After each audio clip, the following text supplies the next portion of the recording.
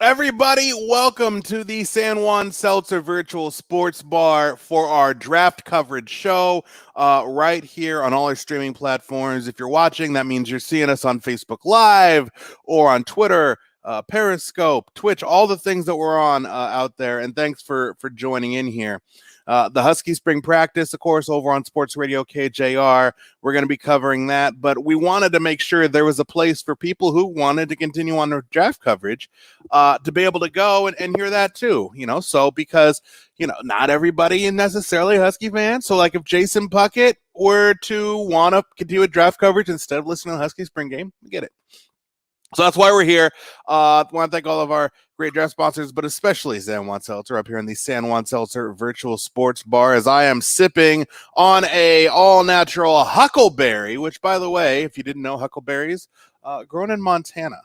That's a special fact. A lot of special facts in here today. We're going to have a lot of fun. We're going to hang out. We're going to talk about the draft. If you've been here before, you know that this is the most interactive platform there is because, you throw in comments, pop them in, and I read them. I'll read just about all of them and get your comments and comment on those and questions and whatever. So how everybody's feeling, there's that aspect of it. But on top of that, here in the next 3 hours, we've got a lot of guests coming on too to kind of take us on this journey that is the 2021 NFL Draft for the Seahawks, including in about 10-15 minutes, Ben Epstein from the Western Herald, and what he's coming on to talk about is second-round draft pick Dwayne Eskridge from Western Michigan. So he's going to come on, give us a profile. He just wrote a huge story on Eskridge and how he's kind of risen in the ranks of wide receivers just in this last year or two. The biggest question of this draft was what was going to happen with that number 3 pick. It ends up being Trey Lance to the 49ers. For everybody who has been missing and for those who haven't been but just want a couple of minutes of entertaining radio, Niner Nate is going to make an appearance today at noon right here in the San Juan Seltzer Virtual Sports Bar. So that's very exciting. Michael Sean Dugar from The Athletic. It's going to give us our first in-depth Seahawks look at this draft. Rob Staten, by the way, from BBC Sports overseas. That's right, across the pond. He covers it all for the Seahawks and has a great draft blog as well. At 1:30, he's going to pop on with us. And then at 2 o'clock, Andrew Gilman. He's been covering Oklahoma sports for a long, long time. Going to talk to us about Trey Brown, the Seahawks' second draft pick, the cornerback out of Oklahoma. He'll come on, and then at the end of all this, we'll talk with Ian, get a big kind of wrap up on the day before throwing over to Chuck Powell and Curtis Crabtree, who over on KJR on the radio side. But welcome everybody. Thanks for coming on with us. Quinn, aloha. Absolutely. Look, this is wild. So I'm gonna phrase it like this. You know how, let's say you wake up in the morning and you wake up late. You're like 20 minutes late, and all of a sudden you have to rush and get yourself together to get out the door on time. It's remarkable how fast we get up and get out the door in the morning when we're on limited time versus if you woke up early, a lot of the times you're like, okay, I have time to mess around, do all this. You end up later than when you woke up late. The reason I bring that up, this draft is so interesting to me because this is the draft that they have had the least picks in franchise history, maybe the least picks in NFL history, but in my opinion, they're killing this draft. They're doing more with less. It's wild. I love the pick of Dwayne Eskridge. I love the pick of Trey Brown. You satisfied an urgent need. What's going on, Barry? An urgent need with the slot receiver, the number 3 receiver that you just didn't have. You just did not have a viable third wide receiver. And look, we all love David Moore, but this is going to give you so much more than David Moore ever did as a third wide receiver. So I love that. And then Trey Brown, I love that too. And, he could very easily factor into the nickel corner right there. I also love the fact that, look, because you have limited picks, these guys that, they recycle every couple of years on special teams. These are two guys that could be instant contributors on special teams. I love that. I love these two picks. If you know me, you know it is rare that I am thrilled with what the Seahawks have done with the draft. And going in with only 3 picks, now it's going to be 4 because they'll pick again here at the end of the 6th round because of the trade back that they did in the 4th. So they got 2 picks left, one at the end of the 6th round, a compensatory pick, and then they're a pick in the 7th round. So 2 picks left, but it's just wild that in a draft where they had so few draft picks that I would think that they did such a great job. So, usually by now we have 4 or 5 different. Thanks, Brandon. I don't know if that's a positive or a negative. I don't know if that's good or bad, but I'll take it. Usually we'd have 4 or 5 draft picks to talk about and break down and talk about their fit. And we'll definitely do that with these 2 guys and the last couple of picks if we have time here over the next 3 hours if they make those picks in time. But it's just you come in asking, well, how much can you really do with just 3 draft picks? And it's great to see John Schneider. Look, I think the Seahawks have killed this offseason. I think it's one of the best off seasons that they've had. And I came in, I was more than skeptical about what they were going to be able to do this offseason. And I'm not gonna lie, I was down on the team. I was down. I thought that they would be in a much worse place than they are now. Quinn says it looks like they're taking a look and changing how they pick guys. Well, here's the thing. So, and I know what you're talking about with Trey Brown. He's an undersized corner. Pete Carroll's never taken a cornerback who was shorter than 32-inch arms, and he definitely is. He's a 5'9" or 5'9", 5'10" corner. So you would think that, but I think that when it comes to the nickel corner, which is probably where he factors in, I think that they're more willing to, have a smaller guy, somebody who doesn't necessarily fit that mold if they're not planning on him being on the outside. Now you look at a DJ Reed. They didn't draft DJ Reed. They took a flyer on DJ Reed, and that's worked out. And so at that other cornerback spot, look, he's going to have every opportunity to compete and lock down that spot, despite the fact that he is a smaller corner, which is not what Pete's prototype is. Now, is there a philosophical shift for Pete? Maybe. Is there a philosophical shift for Pete offensively? I mean, we're going on, 12 years of this thing, and we haven't seen that yet necessarily. I think we all want it. I think the beginning of last season, there was a little bit of, obviously, look, they were setting records at the beginning of last season, but a couple bad games for Russ, he throws some picks, and all of a sudden the clamps go back on that offense and telling Russ, be careful, don't turn the ball over. So, it quickly got reined back in. I don't know where Pete's at philosophically when it comes to this team, but these are signs that maybe those thoughts are going toward modernization, maybe especially on the offensive side of the football, maybe. And I can't say yes, I can't say no. We won't know until the games are played, but I think the hiring of Shane Waldron is forward thinking offensively. I think this draft pick is a forward thinking draft pick. And it's just, I think that it goes to the idea that you're going to be able to put the ball in hands of fast playmakers, either moving horizontally where they can turn upfield or just hit them in stride and make big gains, big plays. So I think that I think it's really good. I'm really excited, not just about these 2 guys, but I'm excited about Gabe Jackson and how that's going to help the offensive line, because it's the first time in a long time I can remember them bringing in a guard that is a pass blocking dominant guard, interior offensive lineman. It's always about road grading, run blocking, moving bodies. And I get that. And that's all big and important. Look, running game is important, but they're always run blocking dominant guys who are typically poor at pass blocking, and this is not that. Gabe Jackson is somebody who is a good pass blocker, one of the better ones in the NFL, and so that's going to be, the Seahawks are going to be well served, I think, by having Gabe Jackson. So that's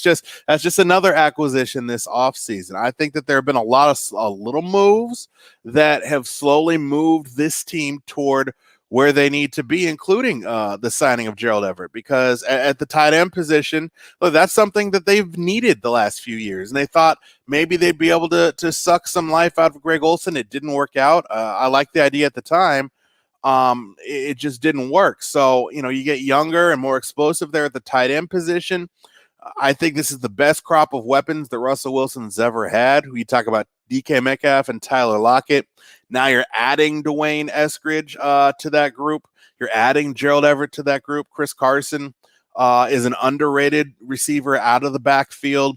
Rashad Penny, you've got one more year of Rashad Penny returning from that ACL. So, look, I think that I think they're well served. I think they're doing a lot of good things.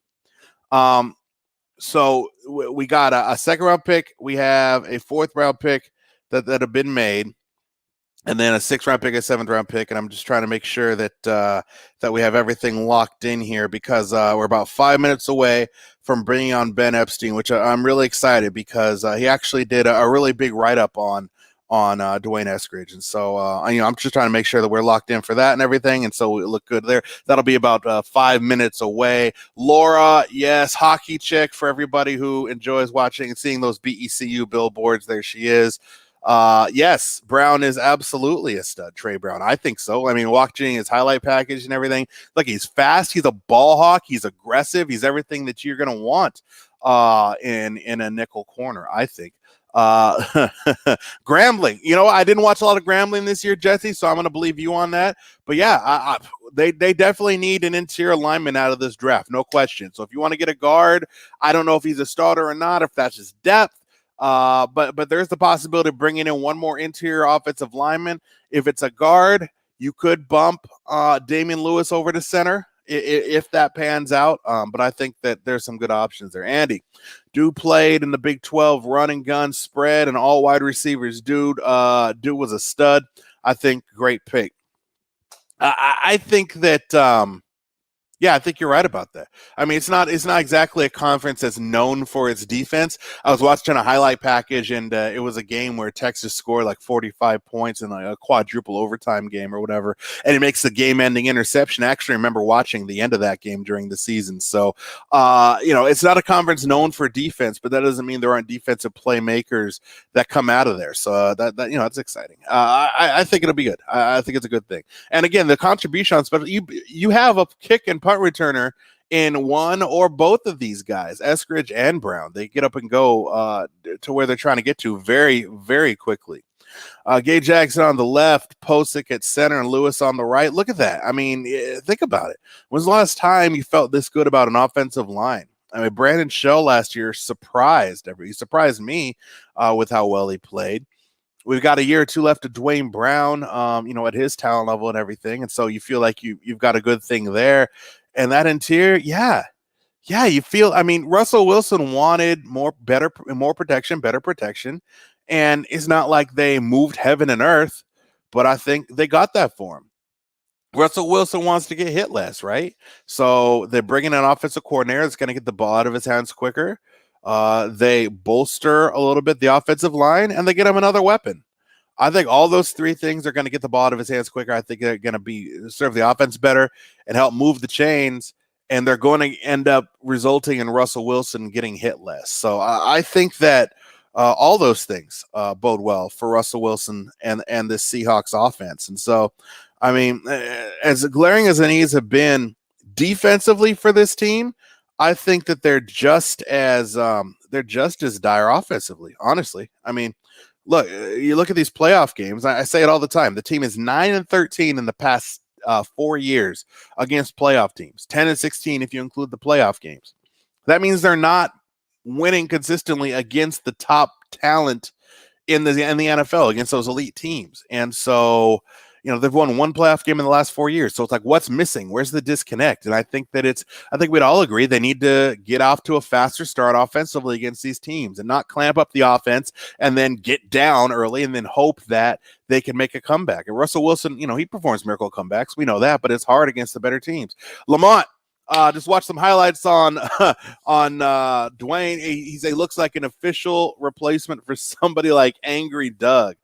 Great third gear and the kickoff returner. I am so sick of wanting the Seahawks kick returner to take a knee because the kick return can be one of the most explosive plays in football, right? And so, but they've been so bad at it the last few years. I just want them to take a knee and get the ball at the 25. I like having that explosion back. And you got two guys in this draft already that could do that for you in Eskridge and Brown. Either one of them. I mean, look at the highlights on both of them doing returns, and you can make a case for either one of them being a kick returner, punt returner, all that. So that part's just in and of itself is exciting to me. Now, you would say, okay, out of the 4th round pick, cool. The 2nd round pick, maybe that's not what you're looking for necessarily. The 2nd round pick, you want an immediate contribution, and I think you're going to get that. And we'll as this thing goes along here in these 3 hours, I'll talk a little bit about why I think that when there are these needs,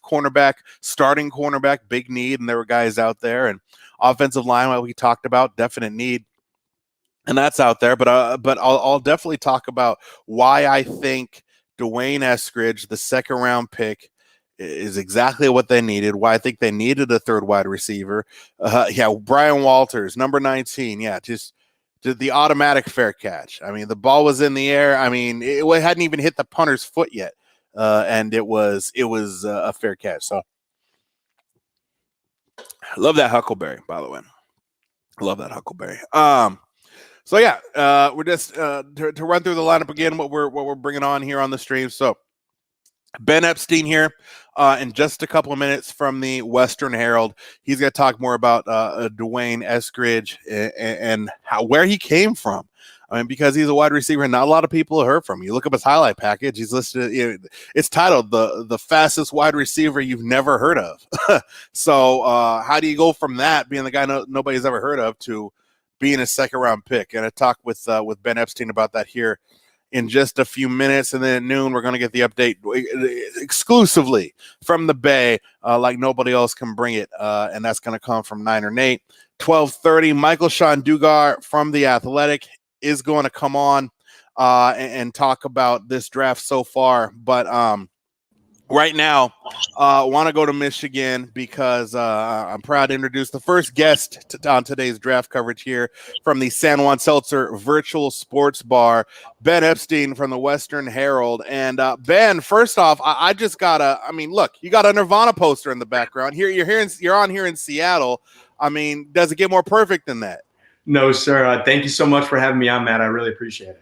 Yeah, no, we're going to have a good time. We're just hanging out and having some seltzer, and no Nirvana playing just yet, but it's going to be a long 3 hours, and before that, we might get some Unplugged going. Seahawks make Dwayne Eskridge their first draft pick, 2nd round, Western Michigan. A lot of fans are wondering, why do you take a 3rd wide receiver? You already have one of the best wide receiver tandems in the NFL. Why would Dwayne Eskridge make sense for a team that has 2 already established wide receivers at this stage in the draft?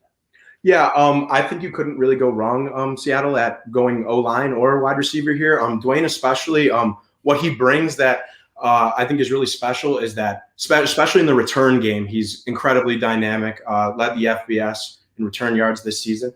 And especially as a slot receiver position, huge deep ball guy. Obviously, Russell Wilson has an incredible arm. So definitely down the field, breaking down defenders.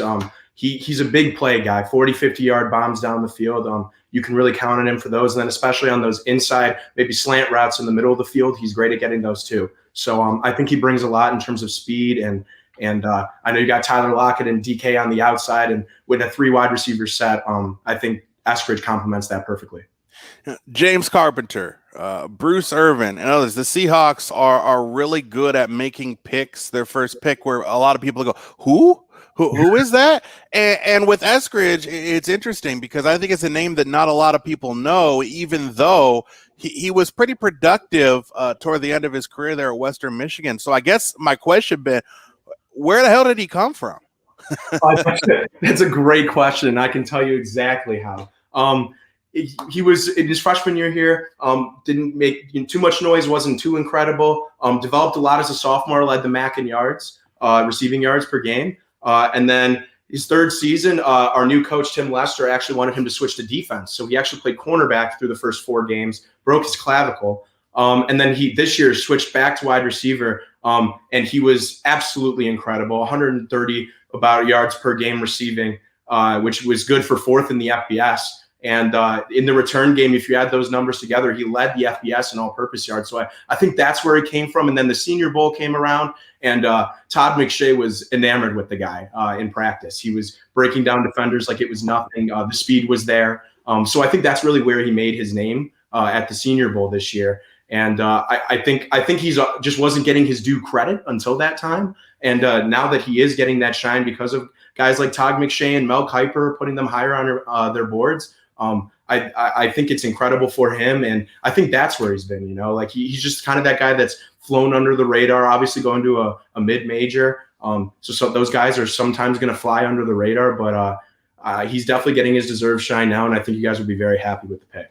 You think 5'9", you think this 4.3 speed, and you think it's just a guy that's gonna work the slot. But he was actually, I mean, for a good portion of his career, he played a lot outside, didn't he? Yes, and a lot lined up outside. In fact, I would say it was about even in terms of the amount of snaps he took at each position.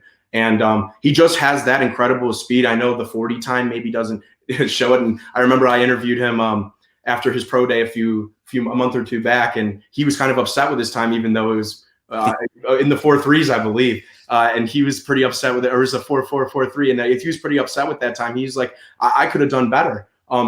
You watch the game tape, and that's where the speed really tends to show itself.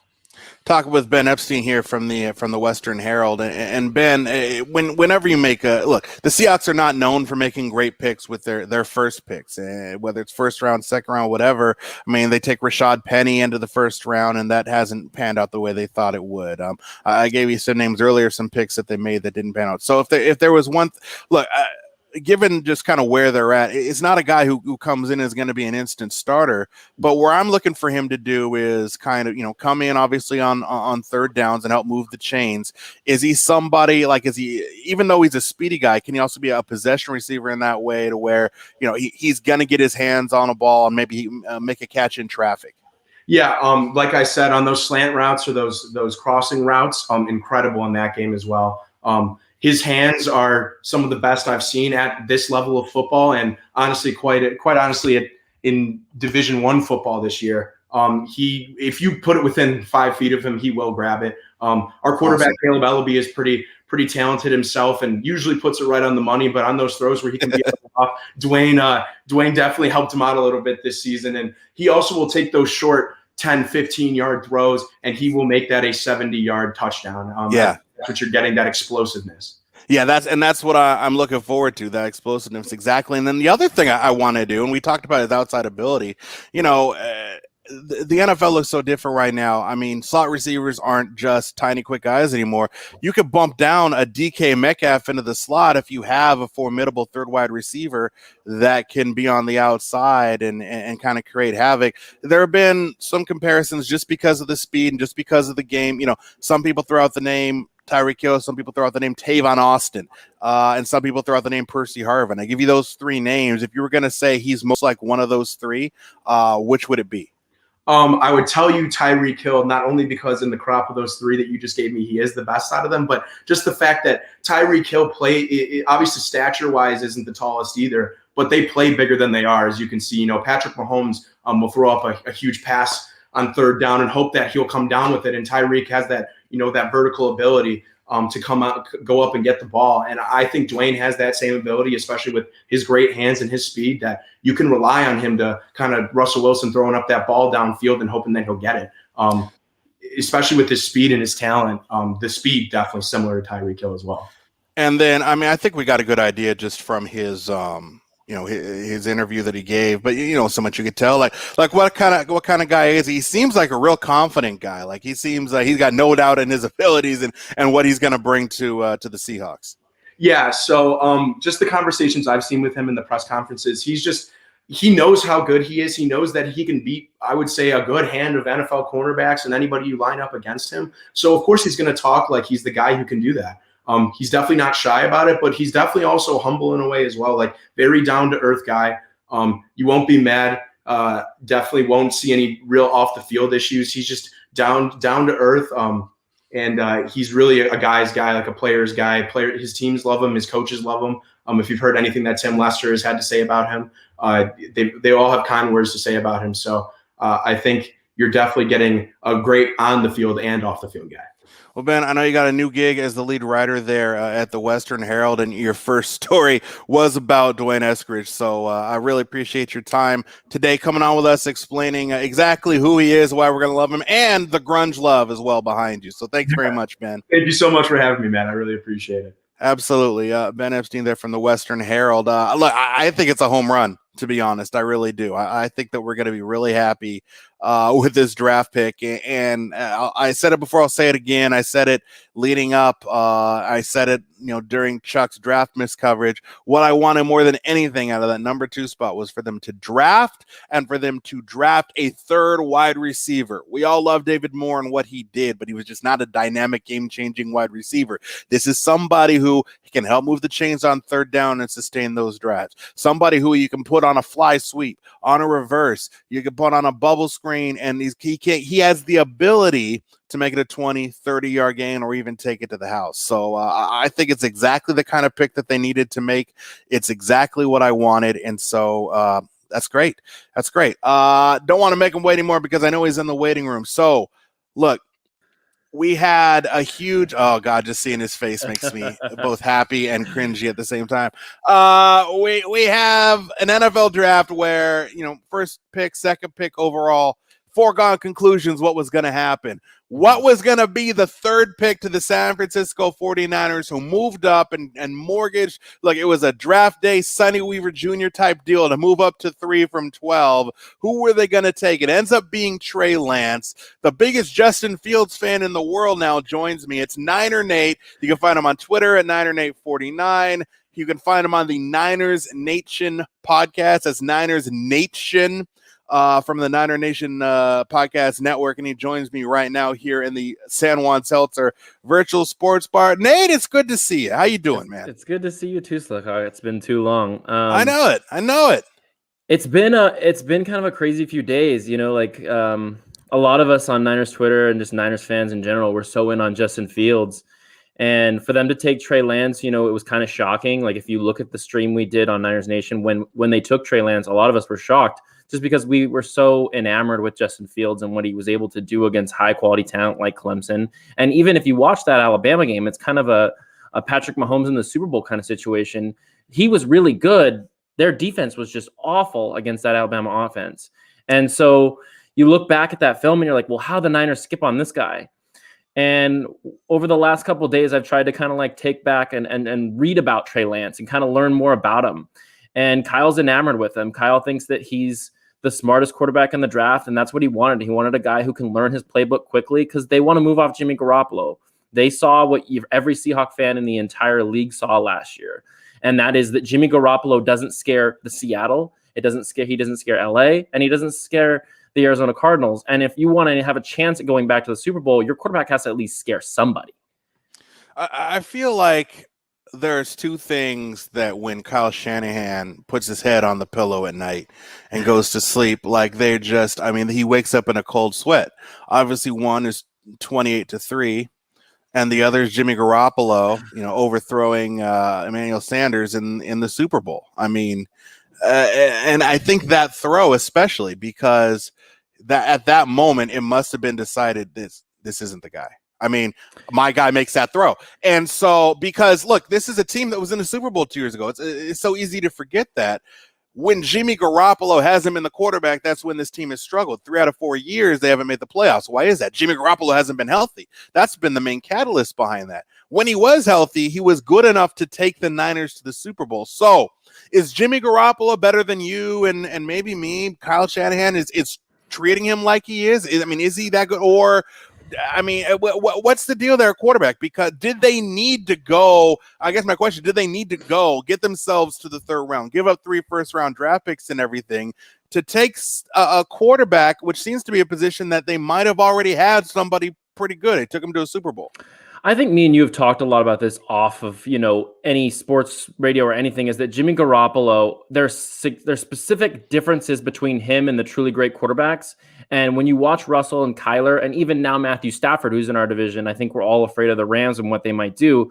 He knows how to manipulate a pocket, and he knows how to, move around and not get hit. And it felt like Jimmy Garoppolo saw ghosts a lot last year. And so I think that while Jimmy Garoppolo isn't what's considered a bad quarterback in this league, he's average. And you don't get back to the Super Bowl unless your defense is top one, which the 49ers, I think, had a number 2 defense the year they went to the Super Bowl. And I think it's almost impossible to do what they did in 2019 again. Like, you watch those games. You were at that final game of the season. That was the difference between the number 1 seed and the number 5 seed. If something goes different and Russell Wilson throws that ball to a different receiver who's open in the end zone, I don't know, just making up things, and Seahawks win that game, the 49ers probably aren't in the Super Bowl because Jimmy Garoppolo did not play well in the second half of that game. And so it comes down to Jimmy Garoppolo is consistently, for some reason, just disappears in big moments. He's never been a guy who can come from behind. With Russell Wilson, he's one of the best one of the best quarterbacks at just coming from behind and winning these games for you guys. And that's why, as Seahawks fans, you're not afraid of being down because your quarterback will do that for you. I think Kyle's tired of having to be perfect all the time. And if he's not perfect, we lose games. And so he believes that Trey Lance, with the elite traits that he has a great deep ball. He's working on his accuracy with John Beck over the offseason, who's a quarterback coach. Apparently, his feet have been getting better over the offseason. He hasn't played in a year, but the ability that he has and he possesses should make the other teams play the Niners a little more honest. And I think in the end, Trey Lance is going to be able to beat Jimmy Garoppolo and be the quarterback for this team this year. He must have a really, really good pedicurist, because no matter what I do in my age, my feet don't get any better. So he's found a fountain of youth or something. One more just on Jimmy Garoppolo, because people, I prop up the Niners Saints game of 2 years ago, where it was a shootout. It was a shootout led by Jimmy Garoppolo. I just thought that in that moment he showed that he's not just, a label that Russell Wilson got the first 2 years of his career. He's not just a game manager. But it is a lot of talent around him, though. I don't think Kyle Shanahan, with what he's put there, I don't think it requires a whole lot. Now, you might say, okay, and then you play the elite teams, and then you do need that. And I guess that's true. But the way they play defense typically, and then with the weapons around whoever plays quarterback this year, whether it's Garoppolo sticking around or Trey Lance, I just feel like the Niners always have a chance to kind of get there, at least get to the playoffs, to make that kind of run if they're healthy at quarterback. We're not relying on Nick Mullins or something. So how far away is, I know what you're going to say because you're 9-8. How worried should the Seahawks actually be now that the Niners have what appears to be a franchise quarterback? I think our biggest fear for both of our teams, being completely, neutral and not being ridiculous 9-8 that you hear on the Niners Nation podcast or Twitter. Where is that 9-8? Where's he at? Is the Los Angeles Is he behind Rams. that curtain? Are you keeping him behind that curtain? I think the Los Angeles Rams scare me the most, just because I don't think we've ever seen Sean McVay able to have his quarterback, a guy that he truly trusts and a guy that he truly believes, can make his plays. But with the 49ers, Kyle Shanahan, I think you guys make fun of him a lot, but you understand his scheme and what he's been able to do with the 49ers. There's always someone open on that field. And so if the 49ers can get decent quarterback play, I'm not saying they have to get Justin Herbert last year. I love to see Trey Lance become Justin Herbert last year, but that doesn't happen that often. Yeah. But if Trey Lance can play decent quarterback, they can make the playoffs as a wild card, or, even to win the division, depending on what happens. But it really comes down to our defense being able to get back to form. Nick Bosa is going to come back. He has to be healthy. I like Samson Ebukam. I think that was a really good pickup. I think that, and I've heard rumors that Dee Ford might be coming back this year, which is why they didn't cut him in the offseason. So if that pass rush can get back, and, Jason Verrett and, Emmanuel Mosley can stay healthy, they're going to be really good, because the pieces are there for them to be a good football team. Now, are they going to be able to beat the Bucs, who are probably the favorite to win the Super Bowl again, at least out of the NFC? I don't know. I don't know, because we're dealing with a rookie quarterback, and there's so many questions that come up with a rookie quarterback. But like I said at the beginning, I think the Rams are the scariest team in our division, and I'm really scared of what Matthew Stafford's going to be able to do with a mind like Sean McVay. And with that team, I haven't seen anything from the draft that really screams that they're going to be that good. That defense still has the best football player in the entire league, and that's Aaron Donald. But those questions don't scare you. And those questions on Trey Lance being, he's somebody who's never faced a top defense. He's never seen seen a Division 1A type defense. I mean, he just hasn't. He's played it at North Dakota State. Those questions, his life experience, he's only played 17 games, all that. So, and then Beret saying, that's a stretch Lance over Jimmy. Niners fans not going to be happy this season with Trey Lance. Maybe catch a few teams off guard, but nothing more than that. These are the questions that are surrounding the Niners when it comes to Trey Lance, but you're not worried about these. The thing about it is, Slickhawk, I mean, you watch football more than anybody I know, and you watch C.J. Beathard and Nick Mullins win football games, and we know how bad those guys are. Every Niner fan knows it. I think every Seahawks, every fan in the NFC West knows how bad those guys are. Yeah, but they're not winning divisions. They're not winning divisions. Exactly. But when Kyle Shanahan is able to win football games with guys who are that bad, when you look at Trey Lance and you see those tools, that elite arm strength, the fact that he can move, like we haven't had a quarterback that can move since Colin Kaepernick. And even that, Colin Kaepernick wasn't as mobile around the pocket. He could run. He was very fast as a vertical runner, but he never did what Russell Wilson did. Russell Wilson was able to, play backyard football and make plays happen. And I think that's what the Niners hope Trey Lance can do, because they're tired of having to be perfect in order for them to have success. If Trey Lance can learn and become better, I don't think the Super Bowl is what the Niners want this year. I think that they're looking forward. And I think that this has bought Kyle more time, having his quarterback for the first time in his entire career. Keep that in mind. Kyle Shanahan's never had a quarterback that is his quarterback that he drafted the entire time that he's been in the NFL. Kirk Cousins was like a third-round pick, and RG3 just kind of came along. But, go ahead. Sorry about that. No, great. I like that. The Niners don't want to win the Super Bowl. That's perfect. That's exactly what hold on. So from Niner Nate at Niner Nation, the 49ers took Trey Lance because they don't want to win the Super Bowl. Can I quote you? That's not the exact word I'm looking for. I'm saying that they're not, their aspirations this year aren't Super Bowl. I think that obviously every team's aspiration is Super Bowl, but what you mean is if they make the playoffs, they will be content with what happened. If they won the NFC, and won the Super Bowl, or they even made the NFC Championship, it would be phenomenal, because that would mean that Trey Lance is, shown that he's the guy. But I really suspect that we're going to see a quarterback competition between Jimmy Garoppolo and Trey Lance. And with what Trey Lance possesses, which is specifically the biggest trait from what I've heard from people, is that he's really smart. He's able to pick up the playbook. He's able to diagnose a field really well. He played in an NFL offense at North Dakota State. Like, that's the thing people continue to overlook. He was calling his own protections at the line. And so when you look at Trey Lance and then you look at Jimmy Garoppolo, from everything I've heard, they're not really enamored with Jimmy Garoppolo's smarts. They're enamored with the fact that Jimmy Garoppolo gets the ball out fast.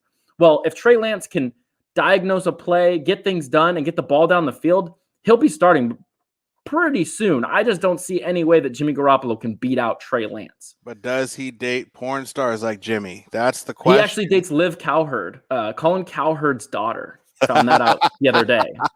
Stop it. Are you serious? I'm telling you the truth. Yes. Colin Cowherd's daughter is Trey Lance's girlfriend. Correct.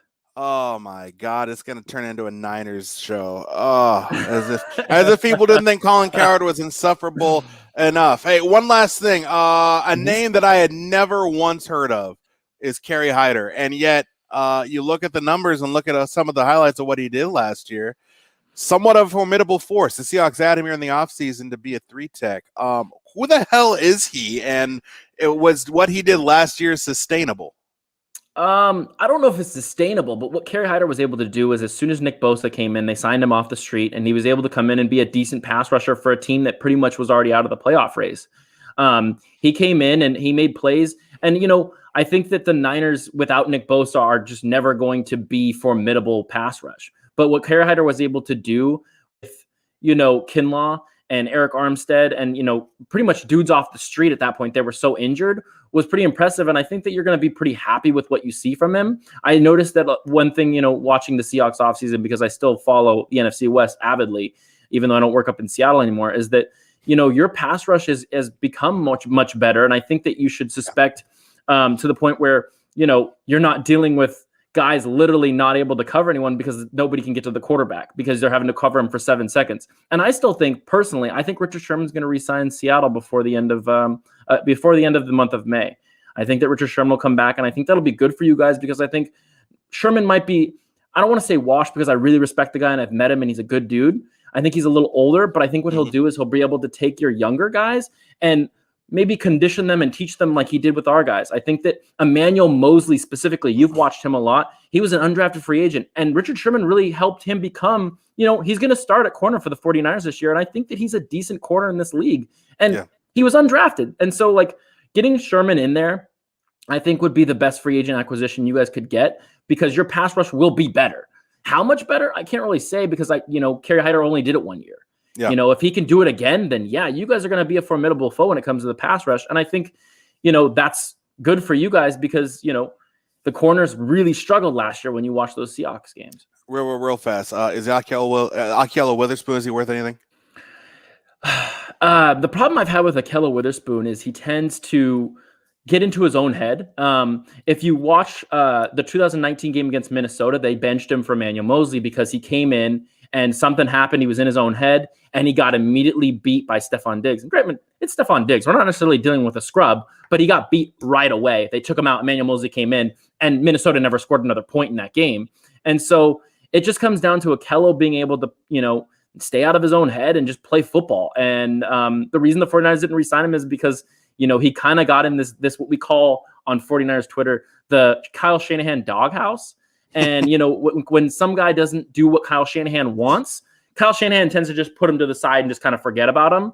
And when they got injured this year, when Ahkello Witherspoon went down, when Emmanuel Mosley went down, Ahkello came in, he played well. So, I mean, he's better than who are your corners right now? I forget the guy's name. DJ Reed, who yes, I love him. Trey Flowers. Trey Flowers. I think he's better than Trey Flowers for sure. Yeah. I think that you're with Ahkello Witherspoon, you're going to see improvement.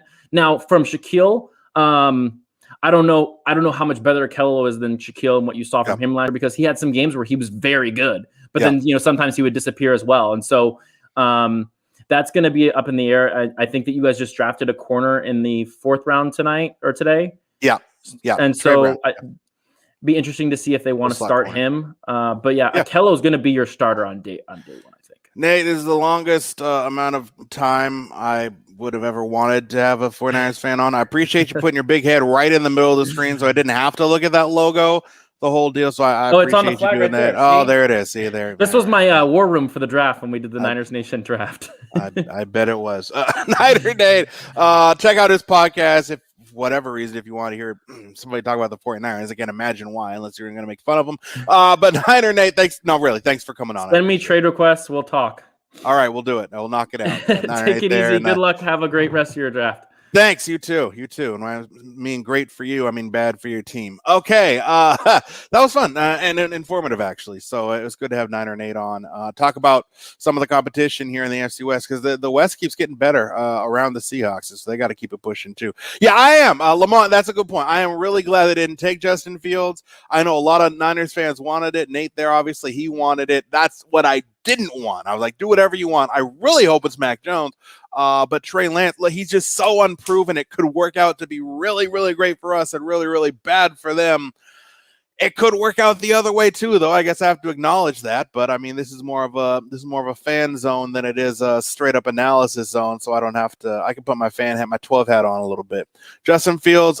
Look, I can't bet against Trevor Lawrence. I just can't. I mean, watching him from when he was a freshman, doing what he did, win a Heisman, win a national championship, go undefeated like that, and watching just the kind of quarterback Trevor Lawrence is, I can't bet against him for that.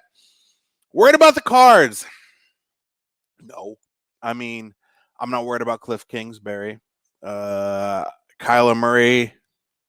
I mean, look, he's explosive. He does cool things, but there's no killer instinct there. I mean, the Cards lost a lot of games last year consecutively and lost a lot of games at the end of games. So I just, they had the one, if they didn't have that Hail Murray, I mean, what a disaster of a season that would have turned into. So, I mean, the Cardinals they're having a nice draft, I guess, but I'm not. And they bring in what? They bring in J.J. Watt in the offseason. So I see what they're trying to do. But J.J. Watt doesn't scare me at this stage in his career. He had a full season last season, which means he's due to play just a quarter of a season this year. So absolutely. Hey, look at that. See, now that is how you endear yourself to a fan base right there. Trey Brown checking in. The Niners, who got it better than us? The Seahawks do. That's right. And Trey Brown's going to come here and help that. I do like that. These two guys that they got between Eskridge and Brown, man, they're confident. I would even say maybe a little bit. Oh, my God, that was 2014?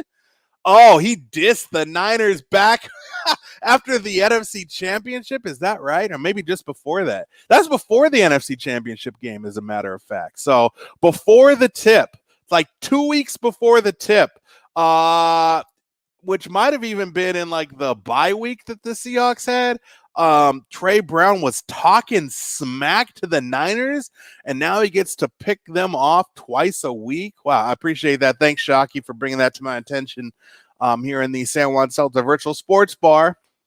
I got the TVs here and everything, and I got the screen right in front of me, so I can't be on Twitter. I don't get to see all that stuff. So I appreciate you bringing. Wow, I love that swag against the Niners and for the Hawks. Let's go, Sonia. Yes, Sonia and Ethan checking it. Yeah, talking crap to the Niners in 2014. Look, any year is a good year to talk crap to the Niners. Now that Niner Nate's here, we can go back to that. I mean, we do it with him here, but that's fine. Michael Sean Dugar is going to join us here at the bottom of the hour. We're almost an hour into this already, so it's time kind of flies in here. But 2 draft picks the Seahawks have made. The NFL draft right now is smack dab in the they're at the end actually of the 5th round. So the Seahawks aren't going to be picking again until the end of the 6th round.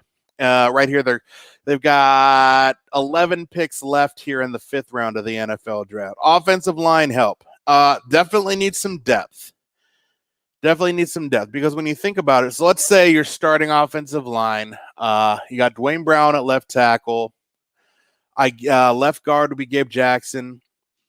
Center, I guess you go back to Ethan Posick at center.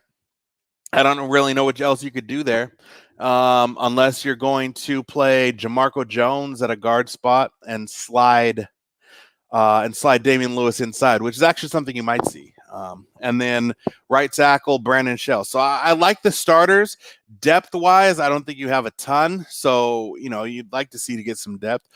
Sign Eric Fisher to a 2-year deal. Well, yeah, I mean, he's going to be – look, you've got – this is actually a really good point by Stefan. I'm going to tell you why. I think when you have a good left tackle, a good veteran left tackle that you've had a long time, I think that is one of the hardest things to replace, because how do you begin that process? You're paying a left tackle. I don't know what Dwayne Brown's making this year, probably $13 million, something like that. So you're paying him a hefty cost. You're not going to bring in another veteran left tackle that's starter caliber just to sit behind Dwayne Brown. You don't want to cut Dwayne Brown. And you can't really, and especially this year, you can't really draft the replacement. Because you're not going to spend a 1st-round draft pick on a left tackle just to have him sit. So that is, it is a kind of a conundrum. But if you get a guy like Eric Fisher, former 1st-round draft pick, former number 1 overall draft pick, cut by the Chiefs, coming off of a serious injury. I don't know what the market's going to be like for him next season. I don't know what his recovery is going to be like, but I think that's a very sea hockey type move that they could pull off. So I think Stefan makes a really good point there, actually. 12s. What's one position you would most like the Hawks to draft here with one of their final 2 picks? 2 picks left. One at the end of the 6th round because they made that trade, slid back to take Trey Brown, and then they got that 7th round pick still. Which is interesting. Goldie wants a center. Dang it. Goldie wants a center. Here's the thing, though. I'm with you. At this stage in the draft, I mean, you're not finding starters. You're not finding somebody who's going to step in and start for you. So while they do need a center, I mean, you're not going to find it here that's going to just step in and be your day 1 starter or anything like that. Too much of a homer to be scared of anyone in the division. That's not true. I think that I'm worried about what they've got going on down in Los Angeles for sure. I mean, that's a team that 3 years ago was in the Super Bowl, and that's with Jared Goff. Now they add a better quarterback. Sean McVay is still a mastermind when it comes to offense. They still have Jalen Ramsey. They still have Aaron Donald. And that is the team of the 31 other teams in the NFL. That's the team that gives the Seahawks the most fits. That is the worst matchup possible for Seattle. So, yeah, they scare me. Absolutely, they scare me. No question. So I don't know.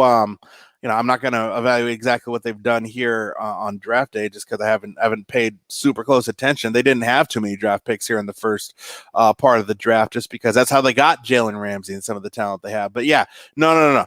The Rams definitely worry me. And I mean, if you had heard me a month ago, I was talking about how every team other than Seattle in this division is getting better and Seattle is staying stagnant. But then, you know what? They did what they always do. They make shrew moves, right? They they signed Gerald Everett from the Rams, which I think is a sneaky good move. They bring back Chris Carson for cheap. They let Carlos Dunlap go, but they bring him back for cheaper. They made other moves. They got cheaper. They did this phantom year thing on the end of these contracts to get cheaper for this year with the cap going down. I thought the cap going down was going to murder this team. I really did, but they made it work. Jamar Jefferson, I would love Jamar Jefferson on this team. I think Jamar Jefferson would be a great addition to this team. I mean, this late in the draft, I'm not gonna get mad, including quarterback, by the way. I'm not going to get mad about a position they take in the late sixth or seventh round. So if you tell me that they can add a Jamar Jefferson, who, I mean, I think he is a very underrated running back prospect in this draft. I think he's definitely a Pete Carroll type of runner.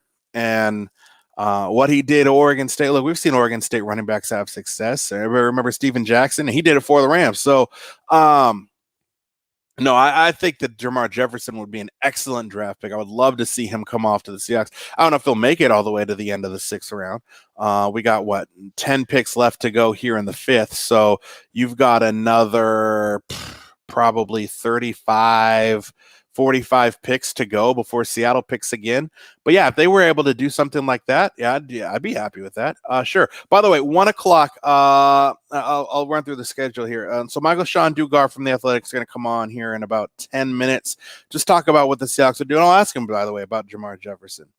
On top of that, we just found out that we're going to be joined. We're going to be joined by Jake Trowbridge from Ball Blast Football, Ball Blast Fantasy. For you fantasy players at 1:00, this is going to be good. The fantasy impacts of what has happened so far in this draft. The guys that went first, second round, even late, especially, running backs, receivers, all that, how that's going to be impacted. Kyle Pitts, what do you do with him? All those things. These quarterbacks, okay? Trevor Lawrence went number 1 overall. But where does he factor in as an actual fantasy quarterback? We're going to jump into that a little bit at 1:00 with Jake Trowbridge. 1:30, Rob Staten from BBC Sports. He covers everything Seahawks from across the pond. We'll have him on, and then we'll get a profile on Trey Brown from Andrew Gilman out there in Oklahoma before bringing on Ian at 2:15. So that's kind of the schedule, what we're doing here in the San Juan Telta Virtual Sports Bar. Seahawks, look.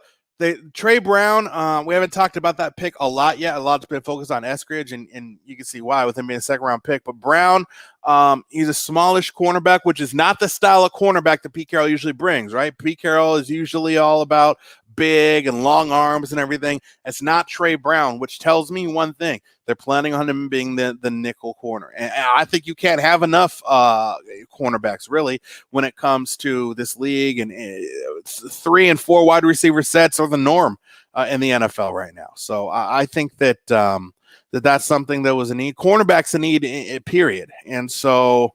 And maybe Pete is changing his philosophy a little bit. Maybe it's not going to be all about size anymore. Look, I mean, things change in the NFL.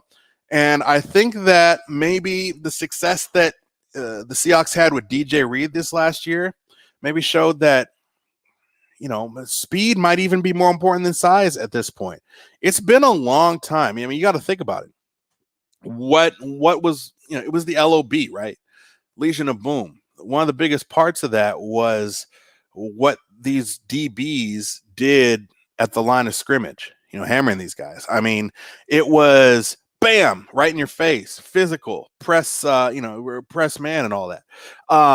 That's not what they've been running for a while now. They still run some cover 3 and everything. They'll run a lot more cover 2 than they ever have. And I just think that they've gotten away. I mean, look at those corners. They're in off coverage. They're not smacking these guys at the line of scrimmage like they used to do. It's more of a get back on our heels and react kind of defense. And, you can argue whether or not you think that is the most effective way or what they should be doing, but that's what, and maybe it's personnel dictated, maybe it's just Pete Carroll, but that's what they've been doing for the last few years. They've been playing off. They haven't been up in your grill. So I think that in that vein, whether he's an inside guy or an outside guy, and I expect Trey Brown to compete for the nickel cornerback position. He'll be competing with Ugo Amadi. He'll be competing with Marquise Blair. But I think that whether he's inside or he's outside, I think things may be changing a little bit as far as the Seahawks and what they look for in their cornerbacks. Pete's always going to love that size, but I think he's finding that speed might even be more relevant. Need a backup quarterback. They signed Geno Smith again. It'll be the 3rd year with the Seahawks for Geno. And I think they like him. I think Russ likes him. It's with the backup quarterback. It's funny because I think it's more about, honestly, and maybe not for every quarterback, but for this one, I think it's more about what he gives you during the week in film study and all those things, and kind of another voice to bounce things off of, even more for him than it is what you get on the field. Because Russell Wilson, and I got this coffee table I can knock on. Russell Wilson hasn't missed a start in his career. Here, I can knock on the floor too. Hasn't missed a start.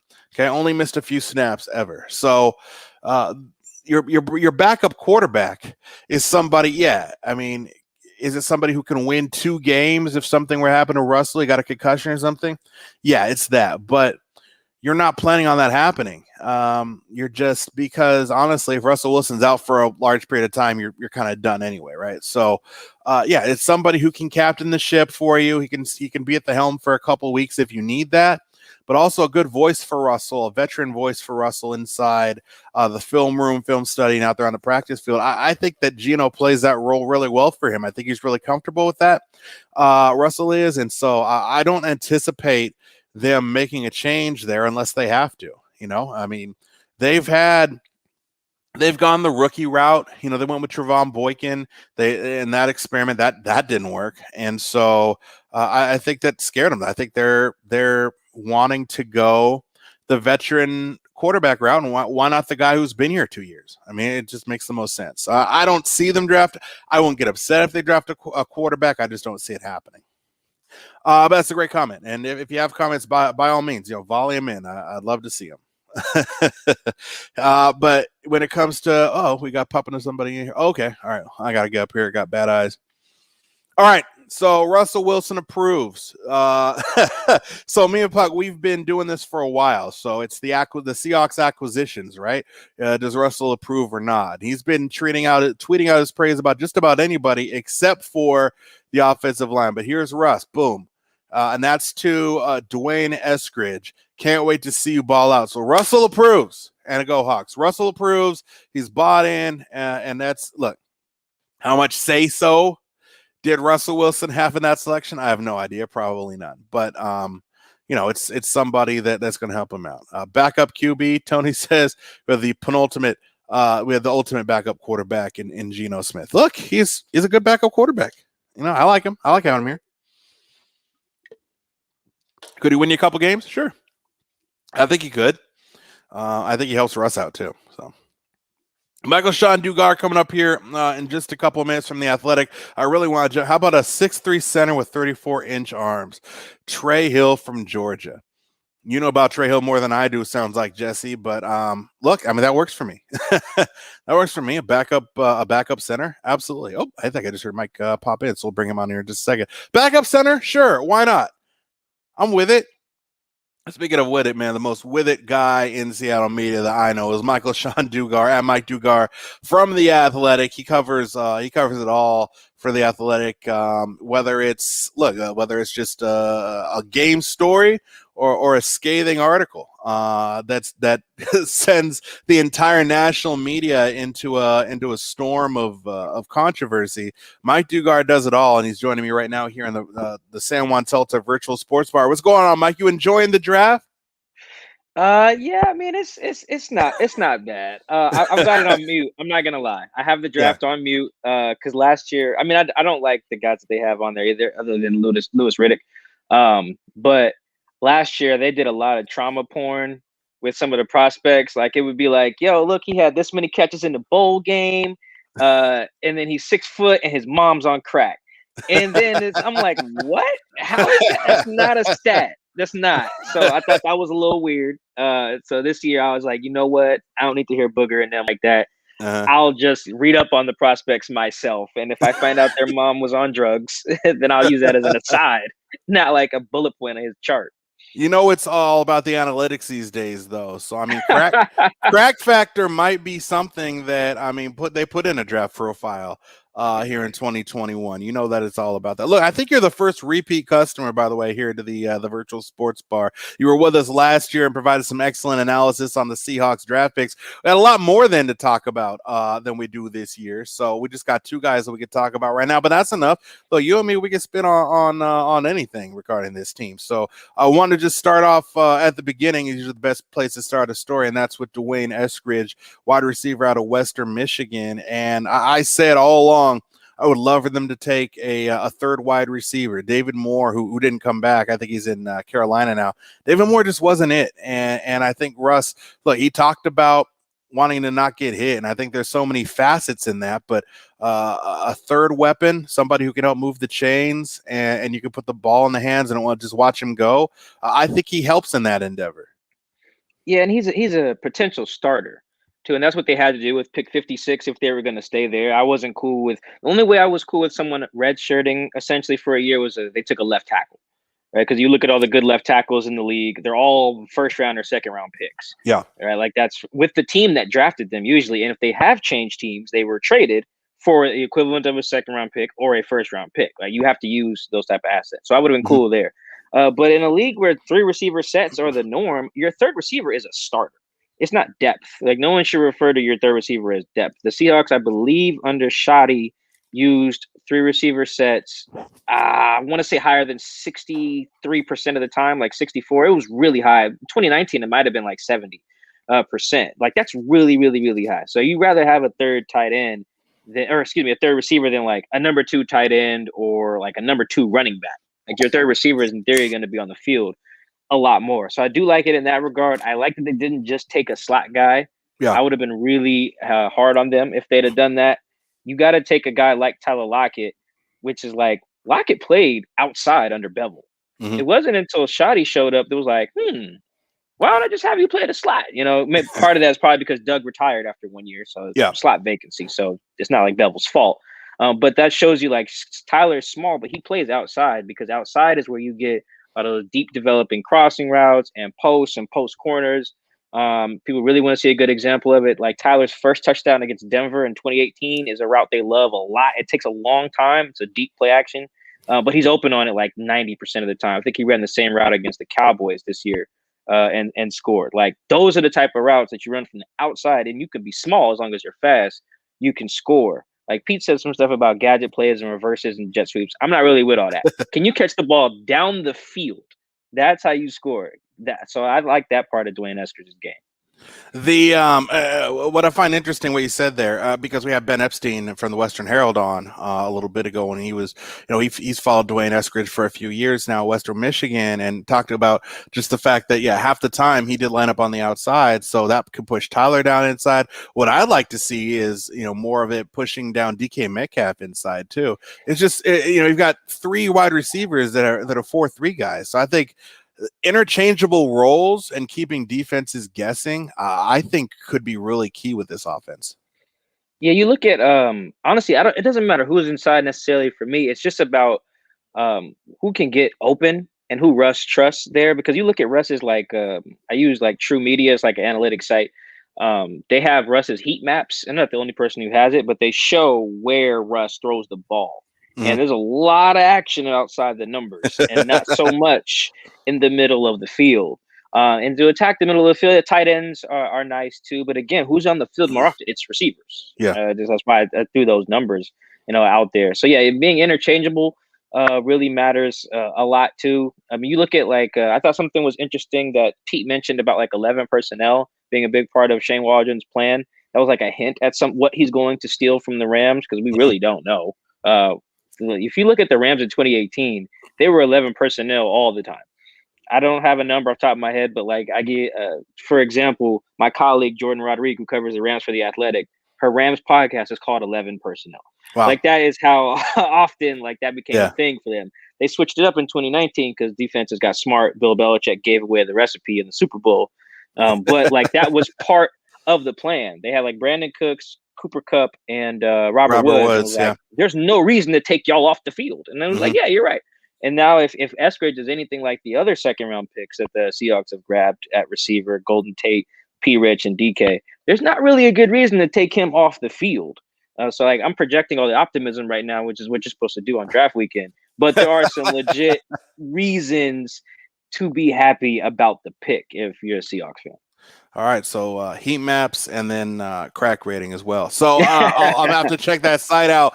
One more on the offense on Eskridge, just because with what you talk about the receivers, one thing that I want to see from this offense, and I hope that they take from the Rams, man, you get a lot of the guy catching the ball on the move, whether it's horizontally or vertically, but just on the move in stride for them to be able to move the chains, get big gains. I just feel like the last two offensive coordinators, Shoddy and then Darrell Bevell before him, you don't get a lot of that. You get a lot of, run downfield, turn around and get tackled.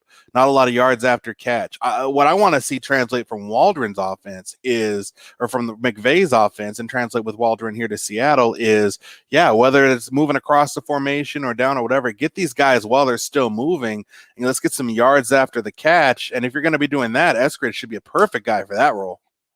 Yeah, honestly, I think they've had the guys for it in the past. Like, look at the receivers they've had that have also been like special teams returners, like Golden Tate, Percy Harvin, Doug Baldwin has returned kickoffs.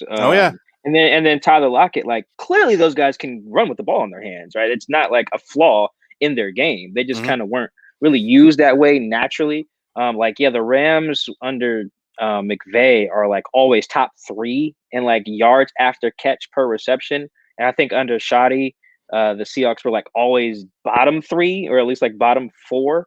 I don't know the numbers under Bevell, but like it was pretty bad. And like if you're that consistently bad when you have the same quarterback, some of that is the quarterback too, because yak plays are rhythm and timing plays, and you got to be comfortable, making those throws too. Like I'm not just going to say it's all on the coordinators, but I'm with you. I think Dwayne Eskridge, for another stat, I think he averaged 9.4 yards after the catch per reception in his 5 years in college. So he was damn near getting a first down after catching the ball. Per catch. And that's pretty impressive. I think last year he averaged 23 yards per reception. That's just ridiculous. Yeah. Like, he's a yak guy. And we'll really find out if it's an offensive coordinator thing or it's a Russ thing this year. Because like if you got Lockett, DK, and then Eskridge, and you're on your third coordinator who can't build some yak into the system, then I'll conclude like, man, it's Russ at that point. Sure. Like that's just, you just have to say that at that point. But for now, he gets the benefit of the doubt, because I'm with you. That's a huge part of the game that you see in college a lot, because college guys can't tackle. In the NFL, they can tackle. You make one guy miss though, in the NFL, like you're picking up 20 extra yards or something, 10, 20 extra yards. So if that's not part of Waldron's plan, then he's in trouble. It definitely needs to be atop the list of things to steal from LA. You talked about how often teams put the 3 wide receivers out there on the field. Trey Brown, the 4th-round pick out of Oklahoma. Look, it's different from the type of corner that Pete Carroll usually takes. I think Walter Thurman was already here. Yeah, Walter Thurman was already here when Pete Carroll showed up. But he did start for Pete Carroll for a little bit. DJ Reed, obviously, last year comes in. They try him out off the scrap heap with San Francisco. He turns out to be a good starter. And I'm just wondering, and I'd love to get your opinion on this. Do you think that it's just, okay, this is somebody who could be, a nickel corner, cover that slot, and we need a smaller, speedier guy? Or do you think that maybe there's been some sort of a philosophical shift by Pete Carroll that maybe the size that he was looking for in the last decade and was so dominant back in this team's heyday, maybe that's not what you need to be looking for now. Maybe speed is more important at this stage. Yeah, I'm curious to hear from Pete on that. I actually asked him that question after the Washington game because DJ Reed played really well. He had a couple plays there that are straight teach tape, like as a cloud guy, as playing a manned up against Terry McLaurin in the goal line. Like he was putting it out there for as an outside guy at 5'9". And Pete kind of danced around it a little bit. He did say though that he has to be more open minded in terms of how guys, shapes and sizes that corners come in. And I specifically presented the question in terms of short area quickness, perhaps being more valuable than length. Mm-hmm. Because like you look at like when Pete came here in 2010, you could see like guys had their X receiver. He's over there. He ain't moving. Right. And, you got your, your H and your Z and your Y, like you had everything. And it wasn't a lot of like multiplicity, if that's a word. Yeah. Like now you're seeing the Rams in particular in that 2018 season was where I really started to think about that. Because how did McVay counter that? Well, he was just bunching everybody. Like you can't press him, like you can't press Cooper Kupp if he's standing directly next to Robert Woods, right? Mm-hmm. Like that, and you see a lot of teams doing that now, moving their guys around. Like look how the Bills were using Stephon Diggs. Like he's basically their number one, but he's a slot. Same way the Saints use Michael Thomas.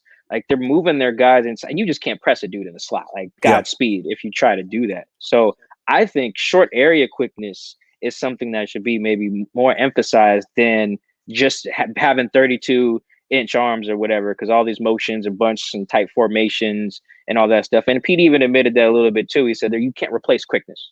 Like you just can't. Yeah. Like quickness is something you're not going to really teach a guy. So I don't know if it's a full-on shift, but because of what Pete said in December, it kind of wouldn't surprise me if he was willing to pivot. He's also really desperate for cornerbacks right now. True. The LOB was just in your face. It's Richard Sherman and it's Brandon Browner and it's Byron Maxwell, and they're going to put their hands on you and they're going to readjust your route right at the line. These last few years, whether it's personnel based or scheme based, whatever it is, I mean, they've been playing more cover 2 than ever before. And again, I don't know if that's personnel, but it's just you haven't seen that. You haven't seen the press bail. You haven't seen them get up in guys' grills. You've seen them a much more back on their heels and react. And I thought that's what Quentin Dunbar did a lot of last year, which surprised me because I thought he was going to be somebody who would kind of get up on guys, but he didn't do much. He didn't do any of that last year. So I do wonder then if that's a change now that they've made permanently to what Pete's looking for. The bail technique has actually become more prominent. Yeah, and like you can be press bail, or you can just bail. And like that's where you kind of have your butt to the sideline, if people don't know what I'm talking about. So like that, so you're seeing the man and you're seeing the quarterback at the same time, like in the cover 3. And you can do that no matter how tall you are. Mm-hmm. Right. And then becomes your quickness again to react and your hip fluidity and all that. And also like how high can you jump too? Like if you're 5'9", but you can jump like DK, or then maybe you'll be fine on a jump ball or whatever. Like, again, you look at how DJ Reed played that fade ball against Terry McLaurin in the goal line in week 15. It's like if he's, 6'3", like it doesn't matter if he's jumping the same vert, or a lower vert, I think. It doesn't say size doesn't matter at all. Like, if Richard Sherman was 5'9", they probably don't go to the Super Bowl in 2013. Ball probably falls right in Crabtree's hands. So it's not like totally irrelevant. But I don't think it should be like the end all be all. If you find a guy with 31-inch arms and he can ball, draft him. Yeah. It should kind of be that simple. I don't believe in being caught up entirely in the measurables, because it's about what you see on the film. And I actually just got off the phone with Alex Grinch, the defensive coordinator at Oklahoma, former DC at Wazoo too. Right. Coach Trey for a few years.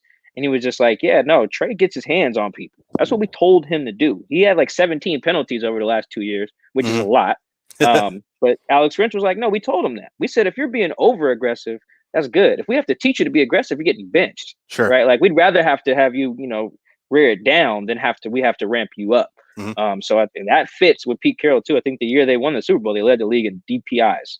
I'm pretty sure that they did. And then the next year when the Patriots won, I'm pretty sure they led the league in defensive pass interference calls in 2014. So like you can get handsy, right? That's not bad. And you can get handsy, as Trey has shown and DJ Reed has shown too. You can get handsy no matter how long your arms are. And they would just dare the refs to throw flags all game. And usually they did. Play. Yeah. Just wrap it up here with Michael Sean Dugar from The Athletic. Does a great job over there. Always love having you on. I was real critical. I've been real critical of this front office and at the beginning of this offseason and just kind of the direction I saw things going. And I thought it was going to be a disaster, honestly. When you have a shrinking salary cap, an aging roster that's getting more expensive, but somehow they have navigated those waters like beautifully. Like they have, some guys they let go, and with the prospects of maybe bringing back on the cheap, and with Carlos Dunlap that worked out. Jaron Reed, unfortunately, he leaves, but that worked out with Carlos Dunlap, and they're able to get him cheaper. The moves that they've made, the title locket extension to free up some money, moving just the creative restructuring of some of these contracts that they've been doing on the way in and everything, and then I think the shrewd moves that they've done bringing guys in as well. The 5th-round pick for Gabe Jackson, combined with the Gerald Everett signing, and even something like a Witherspoon signing. I am thrilled with this offseason. I think it's one of the best offseasons that John Schneider's had. Do you agree? I think so. My opinion of the offseason is shaped by how far I thought they had to go when the season ended, which I don't think was like very far. I don't think their problem in that Rams loss in the playoffs was talent. I didn't look at the Rams roster and be like, "Ooh, man, they got to trade for this guy." No, I was like, you got your butt whooped for one. You guys clearly are dysfunctional behind the scenes, which we later learned that they were. Like that was coming across for weeks. I just had to sit on some of that insight until we put the story out in February. So, like, for example, if you'd have told me, Mike, they're bringing back the entire same front seven, okay, fine. I don't think you need to make any changes there. If you'd have told me, hey, they're bringing back the whole back four, all right, yeah, I'm cool with that too. And then you get Marquise Blair back, yeah, I'd have been fine with that as well. And if you'd have told me they're only going to make one change up front on the line, I'd be like, yeah, well, I'm pretty cool with that too. Like, I didn't think they needed to make a ton of changes. And you can tell the front office agreed with me. They were like, man, we had talent. And then you add, and they were probably factoring in, like I was, you get Darrell Taylor in 2021. So, you had a red shirt there with your 2nd round pick. You get Marquise Blair in 2021. So I figured that they didn't have that far to go anyway. I didn't think they needed to retool entirely. I thought if they were going to really blow anything up, it would be the O-line, like, because you can always get better there, because they really, down the stretch, they were not good. Ethan was getting pushed back. Mike, I probably was clearly done with, like, when he retired, I was like, yeah, I could see that. Yeah, like it was done. It was kind of like Sebastian Janikowski. It was like, dude, you threw out your groin on a kick, you're done. Like, you need to retire. I think, or he threw out something in that playoff game against Dallas. Yeah. I was like, you got to retire. You're getting hurt. Ain't nobody touch you. Yeah. So I think that they didn't have far to go in my eyes, I guess, is just what I'm saying. So the fact that they only signed outside free agents from the damn division. Like, they didn't even go that far to find talent for the most part, other than Kim Diche. Actually, he played in Division 2. I think that they didn't have far to go, and they made, like, the little moves that I like. I think the front seven is probably like a wash, which is fine, because, again, you get Darrell Taylor. The secondary is where I was a little concerned. I'm still there a little bit. I got to see it. But I like the O-line addition. So I think they had a good offseason. It's the money wise was pretty good too. They didn't like overpay for anyone like they thought they would have last year. I didn't think they'd pay that much for Chris Carson necessarily. I thought that they would have let him walk. But overall, from a roster building standpoint, I think it's fine. Now, if they're out there running the ball 60% of the time on neutral downs again, well, then we got a different discussion. I think that's not a good way to use. If you got these three receivers and they have to split 21 targets a game, I don't like that. Like, I think DK should be in double figures targets every game. Yes. Don't care. Tyler too, double figures, don't care. But if he's only at 7 and Eskridge is at like 4 or 5, no, I don't like that. So philosophy still probably needs to shift, but the roster construction is looking okay. It's just, guys, just like what we were talking about though before with yards after catch. They don't match their scheme to their personnel, it seems like, over the years. I mean, that's that, and so that's the concern. They could have a track meet. They would lose to Kansas City, but they could have a track meet with just about anybody in the NFL with their wide receiver talent, their pass catching talent, and they have a running back who is underrated catching the ball out of the backfield.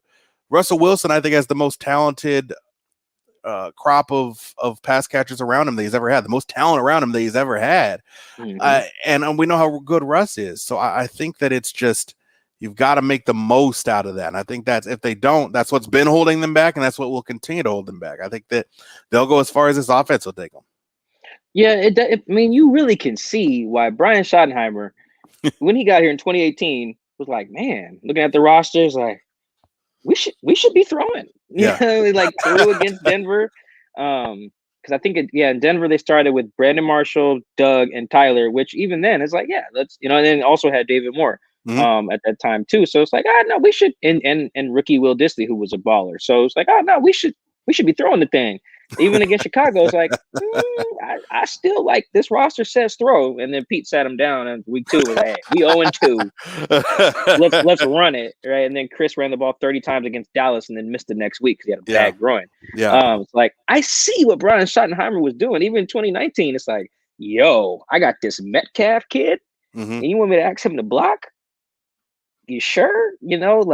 I had a tweet to somebody just in the replies, just like maybe a couple months ago, where it said with Jimmy Graham, I said they basically like bought a fancy car and stuck it in the garage or some analogy like that. And somehow Jimmy Graham found the tweet. I didn't tag him and he liked it.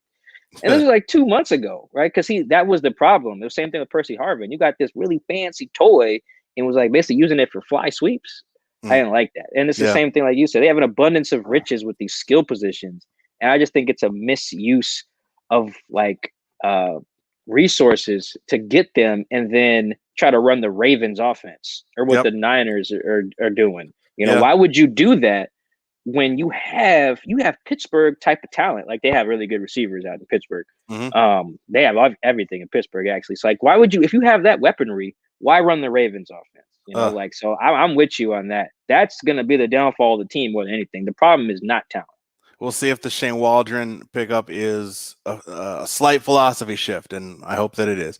Michael Sean Dugar at Mike Dugar on Twitter. You can find him at The Athletic. I think it's 30% off right now if you go to theathletic.com to get your year-long subscription, which I have and I love, and you will love it too. I've never paid. I'm honest about this. I've never paid for a subscription site when it comes to sports stories online, anything like that. I pay for The Athletic. I pay full price, by the way, because I always seem to miss that deal. But it is absolutely worth it. I encourage you to do so. Mike, thanks very much for joining us. Your second year now. We'll make this a tradition here in the San Juan Seltzer Sports Bar. Appreciate it.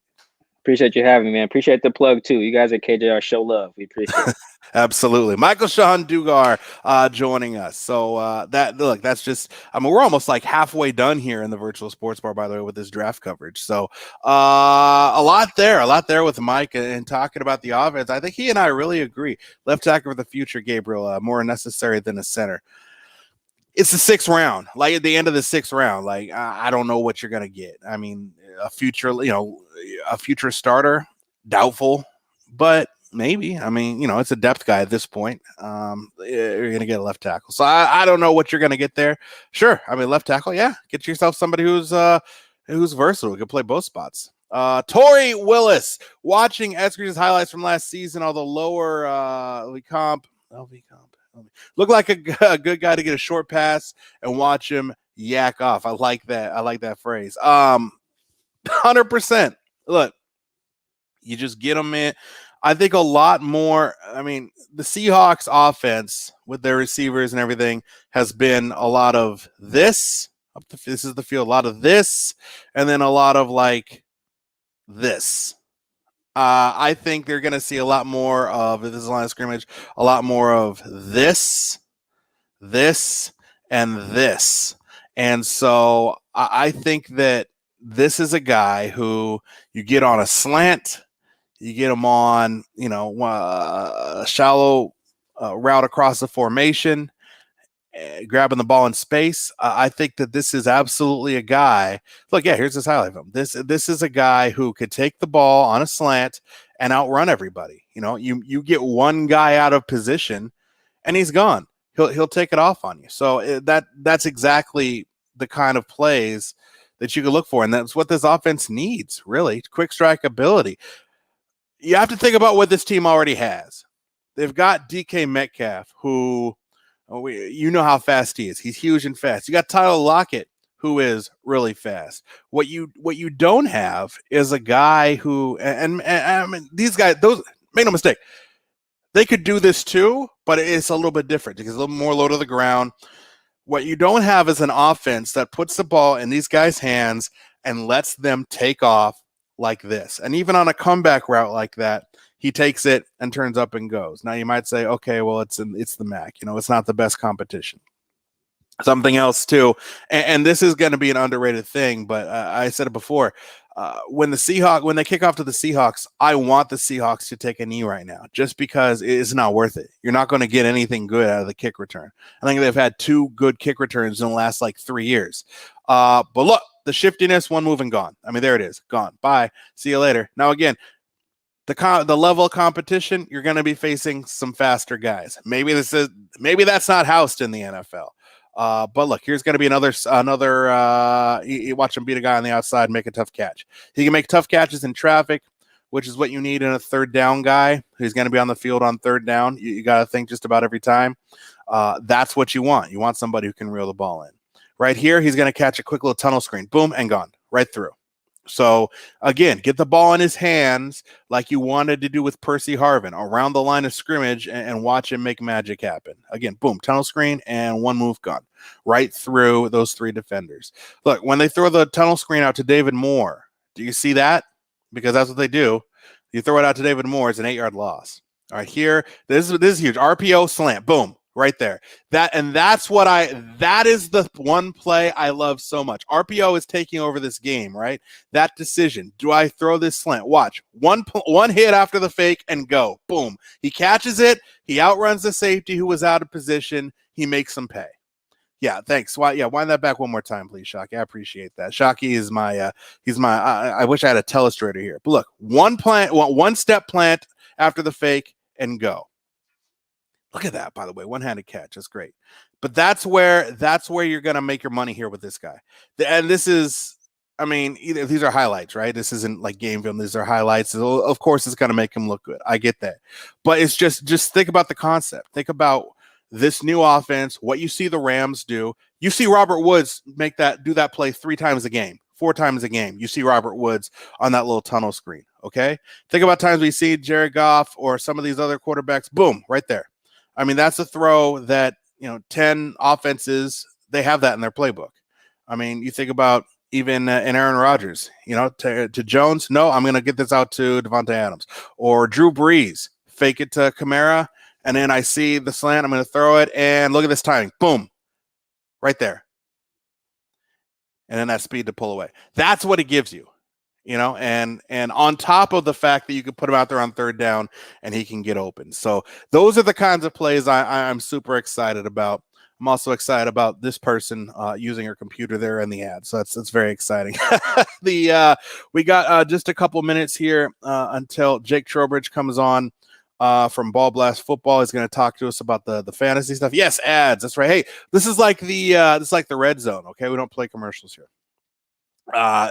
So we're gonna have him on coming here in just a moment, and we got Rob Staten coming on a half hour from now. Gonna break it down from across. You're good, Shock. From across the pond, BBC Sports and SeattleDraftBlog.com to give another Seahawks writing perspective before we bring on Andrew Gilman from Oklahoma. And he's going to talk to us all about Trey Brown, and hopefully by that point, because we're in the 6th round now, hopefully by that point, the Seahawks will have made another pick. So I really hope that that's the case. But before we bring him on here, Jake Trowbridge, he's the co-host of the Drinking Fantasy podcast and the Ball Blast Football podcast as well. You can find him on ballblastfootball.com. The reason I wanted to bring Jake on is because, are we looking at highlights now of Trey Brown? Trey Brown, to me, is exciting. I'm looking forward to this. Look at that speed. He just took Sam Ehlinger and put him on his ass. Now watch. I mean, he gets a hand up. It's probably a penalty because he's around the quarterback's head. Whatever. See, look, Ehlinger tried to run the same play. Didn't have a chance. Why? Trey Brown was in his freaking grill. We talked earlier about return skills, right? How about this? I mean, this is in the Big 12. okay, against the Pac-12. This is big boy football, big boy college football. It's happening right here. And then one more play. We won't get to that because we got to bring in Jake. So we're bringing Jake. Jake. I've had a few of these seltzers, Jake. I'm not going to lie. It's a San Juan Seltzer virtual sports bar, and I'm having San Juan Seltzer right now. Jake Trowbridge. You can find him at Ball Blast Football. Does a great job covering things for them. Jake, thanks for coming on.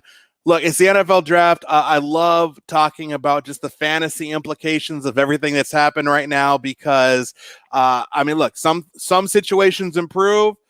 Some situations got worse. If you're somebody like me who invested, look, James Robinson paid off so huge for me last year. And then now I was crying in my beer Thursday night as Etienne goes. So there's so much to cover with the fantasy thing. And first of all, I guess we got to start at the top, Jake, just because Trevor Lawrence, whether you're in a super flex league or not that plays the two quarterbacks, Trevor Lawrence is the first quarterback to come off, but that doesn't mean he's necessarily going to be the best fantasy value just because, hey, look, you got a Justin Fields, you got a Trey Lance, guys who are known for using their feet.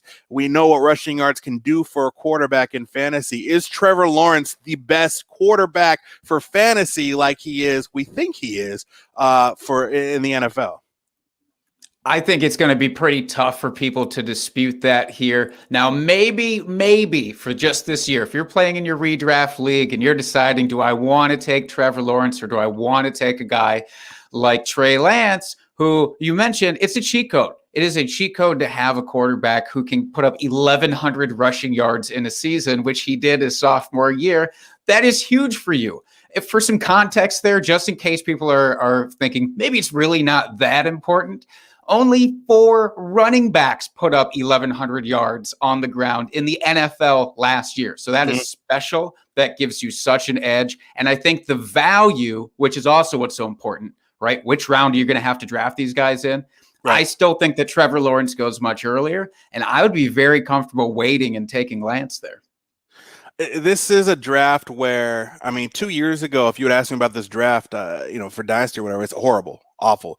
But there are so many good wide receiver prospects, not so much with the running backs, but I was hoping for better landing spots, I think, for a lot of these guys. Najee Harris ended up in the perfect place with Pittsburgh.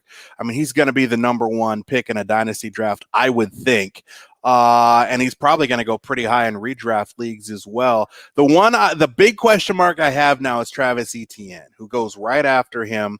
He goes to an offense with Urban Meyer. We don't know what to expect from that offense. We think good things with Trevor Lawrence, but he goes where, James Robinson was an absolute hero last year if you were able to grab him early on before the season even started with that Leonard Fournette trade.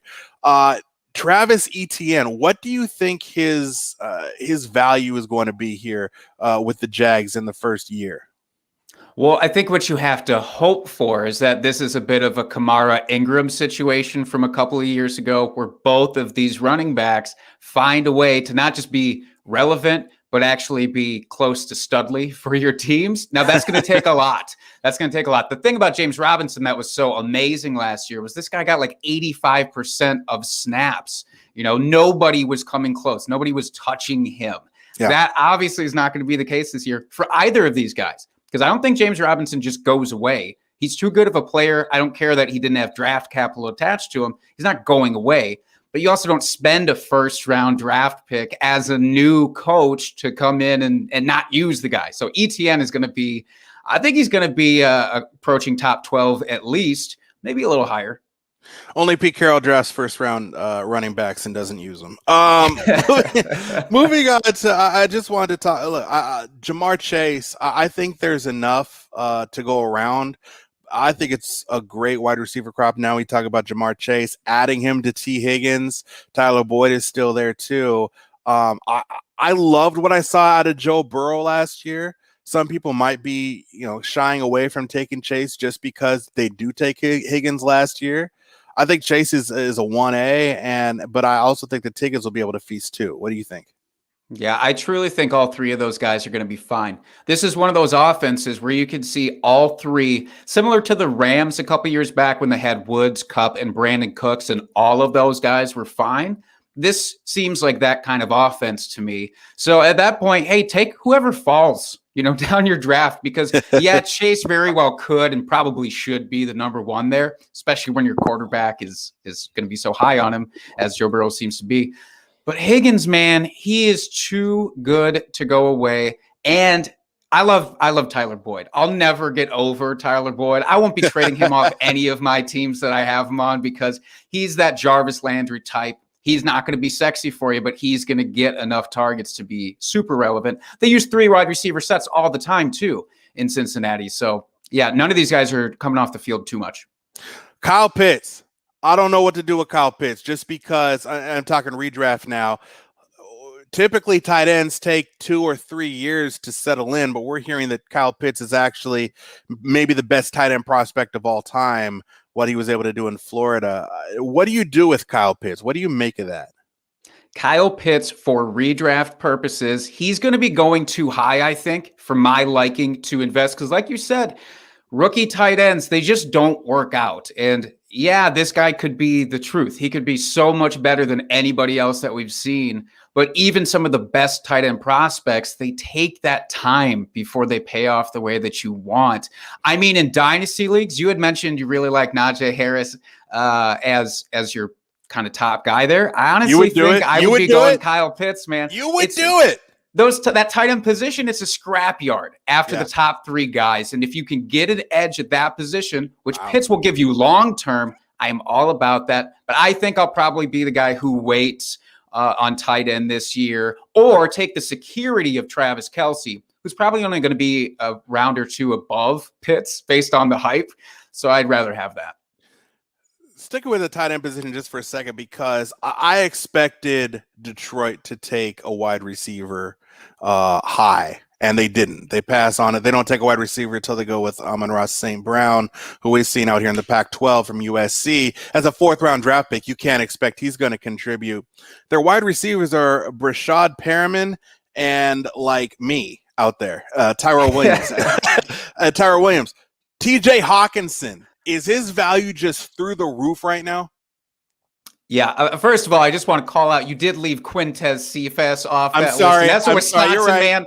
I just can't let that stand. That's all. You're right. You're right. But no, you're right. It is definitely not the most dangerous wide receiving core out there. Jared Goff, of course, when he was with the Rams, he had a tendency to go with the tight ends too. He targeted them quite a bit. Now, of course, the schemes are going to be different, but yeah, based on the lack of weapons there. I mean, DeAndre Swift, he's a great pass catcher out of the backfield, so he could end up with a lot of targets too, or maybe Jamal Williams, who got traded over there or who went there this offseason. Those guys could get some of that, but Hawkinson, I mean, he's a lock for like 150 targets, it feels like, this season.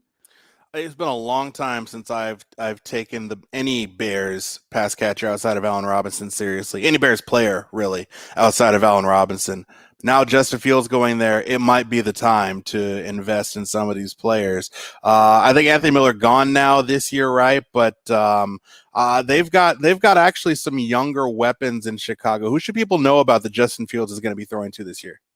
I think Darnell Mooney is in an amazing spot this year. We've seen flashes from him before, but he just didn't have the capable, consistent quarterback play to be able to sustain it. I think he is the number 2 guy, of course, with this draft. We didn't see them add any super valuable assets there. So for me, Mooney is going to be one of the biggest values, I think, in leagues this year. Okay. Speaking of values, whether it's from this draft or just the way you've seen this offseason shake up, what are some early values that you see where people can, when their draft comes, they can make some hay? Well, speaking about Kyle Pitts, I think the biggest winner out of this draft is actually Matt Ryan. Yeah. I know a lot of folks were leaving Matt Ryan for dead, and it seemed like maybe he wouldn't even be with the team. So it was fair. It wasn't an unfair assessment, but now that, of course, he is locked in, it seems like the Julio trade rumors have dissipated too. So that core there is going to be special. Julio Jones, Calvin Ridley, Kyle Pitts now, I don't know how you stop that. And their defense is not going to be good enough, I don't think, to keep games close. So they're going to have to keep firing away. Matt Ryan could be a sneaky top 6 quarterback this year. Woo! That's what I thought last year about Ben Roethlisberger. It didn't work out. Last thing for you, we already talked about James Robinson and Etienne. Who got screwed? Who got screwed by the draft? There's somebody whose value just took a tank just because of somebody going to a landing spot like that. Yeah, it's hard for me not to just dwell on James Robinson, but I mean, come on, it's so obvious that guy is the biggest loser out of this draft. Killing me. It stinks because everybody wanted him to be the next Arian Foster. It's an amazing story when an undrafted guy like that can do what he did. So yeah, man, I think that's rough. Cam Newton's the other one for me. I was hoping for one more year of Cam in New England. Seems like, yeah, maybe that's a slight possibility if they let Mac Jones sort of sit and develop. I don't know. It's too hard to read Belichick on those types of things. So I think Cam, unfortunately, might be done for fantasy's sake, at least for now. Edelman retired, and I've left N'Keal Harry for dead a couple years ago.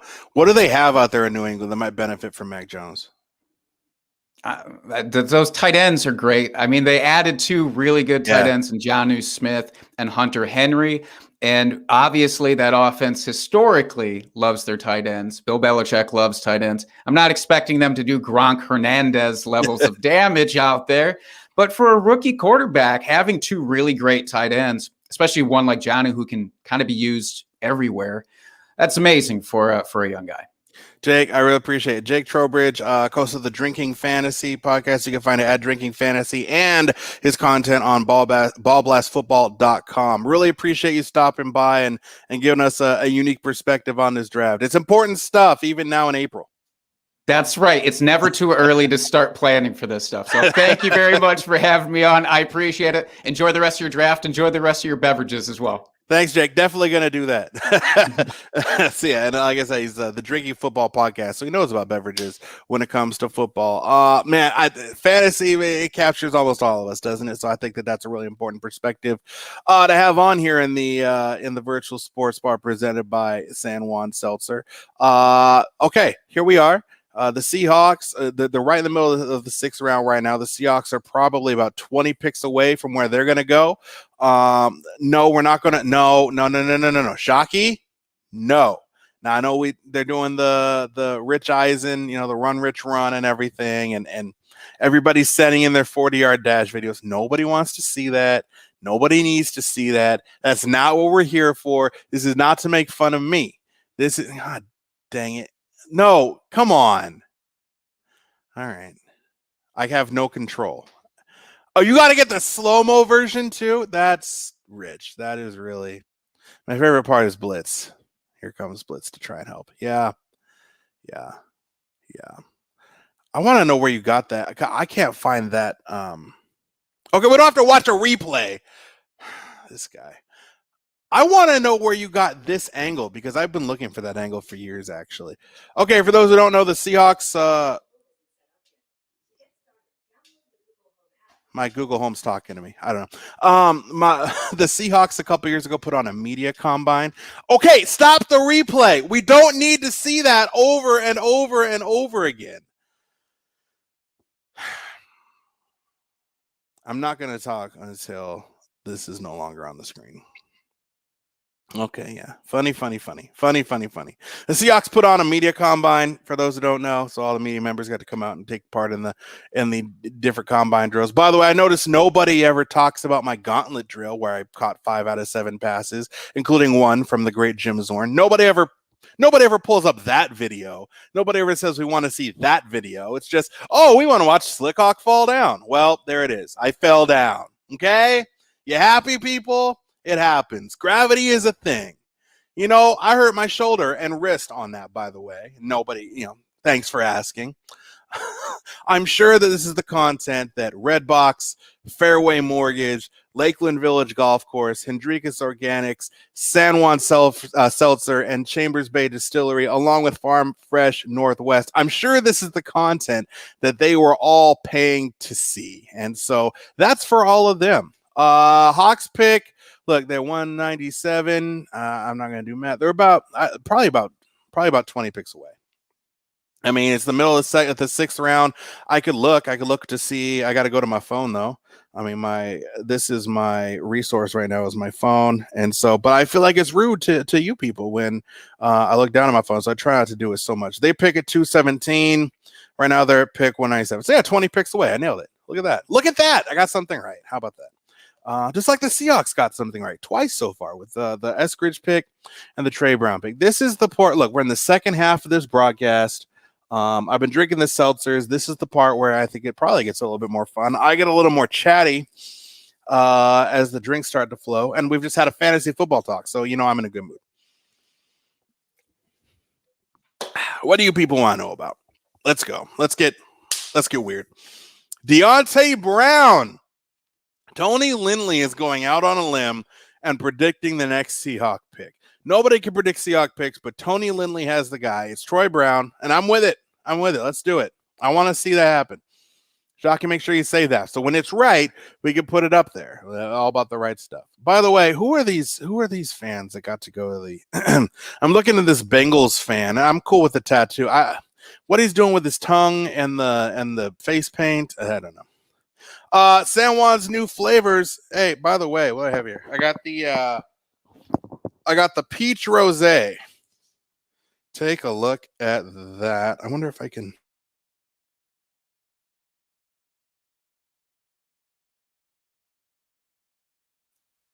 Okay, we're not gonna trade Russell Wilson for Aaron Rodgers. We're not gonna do that.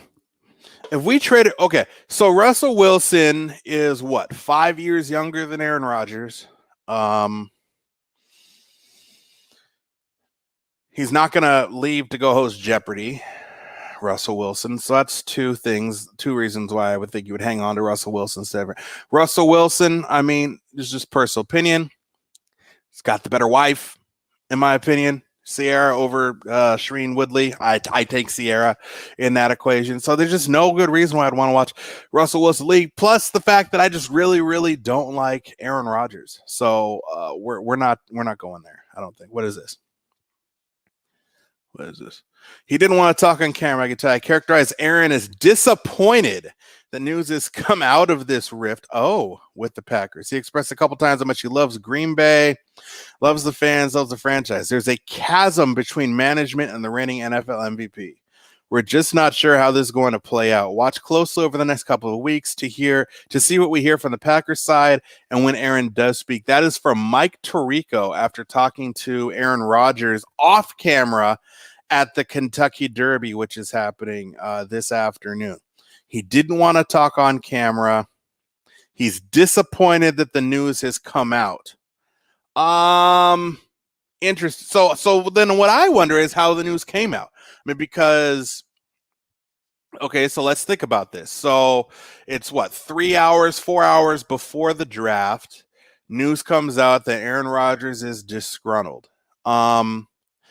Did the Packers put that out? Because somebody obviously feeds this to the media. Like in Russell's instance where he was giving the list of which teams he was being willing to be traded to. Obviously, that was Russell and Mark Rodgers. That was Russell's camp that fed that information to the media. This story is coming from somewhere. It's either coming from the Packers or it's coming from Rodgers and his agent. So let's dissect this. What would the Packers have to gain? Well, if it's the Packers putting it out 4 hours before draft time and they're not 100%, like it sounds like maybe they weren't on Mac Jones or Trey Lance, maybe they're trying to drum up some interest, in a trade with the 49ers. The 49ers weren't sure where they were going to go there, right? So maybe the Packers are trying to drum up interest there, see what they can get in a trade at the last minute. See if they can get somebody to get crazy, get googly-eyed over Aaron Rodgers, and throw something together at the last minute that would be outrageous. That would be a stupid move on their part to go get Aaron Rodgers. I don't know. So that could be advantageous for the Packers. Why would Aaron Rodgers want it out there? Oh, and there he is. I don't need to see that smarmy. Okay. Why would Aaron Rodgers want it out there? Well, I think that's simple. I mean, the same reason is to put pressure on the organization to try and make the decisions that he wants, try to do the things that he's trying to get them to do, which includes, it sounds like, firing their general manager and getting the public behind him for doing that, getting public pressure, ramping that up. So I could see how each side would have a reason to put that information out there. Now, Mike Tirico says that Rodgers says he's disappointed and upset that it came out. I don't know how true that is. So we'll see, I guess. coming from Mark Rogers, Russell's agent, because he likes drama. I don't think he likes drama. I think he likes winning, and he's got his ideas about how they can make that happen. And Pete, it seems to me over the course, has had different ideas. And it worked in 2013 when he had an elite defense. It hasn't worked since then. Definitely hasn't worked in the last 4 years when the team's won one playoff game. So I think Russell wants to change that. Look, Russell wants to be known as the best quarterback of all time. And to do that, you've got to win Super Bowls. And Russ isn't getting any younger. And so he's trying. I mean, this was a wake-up call to the Seahawks in the front office. Hey, what you're doing isn't working. So let's try it my way and see if that works, because I want to win some Super Bowls. I think when you strip it all down, whether right or wrong, whether you agree with the way he did it or whatever, we strip it all down and say, well, why is this? That's why. Like, that was the basis for this. Well, Russell's right or wrong about that, I'm not to say. I think he makes a lot of valid points.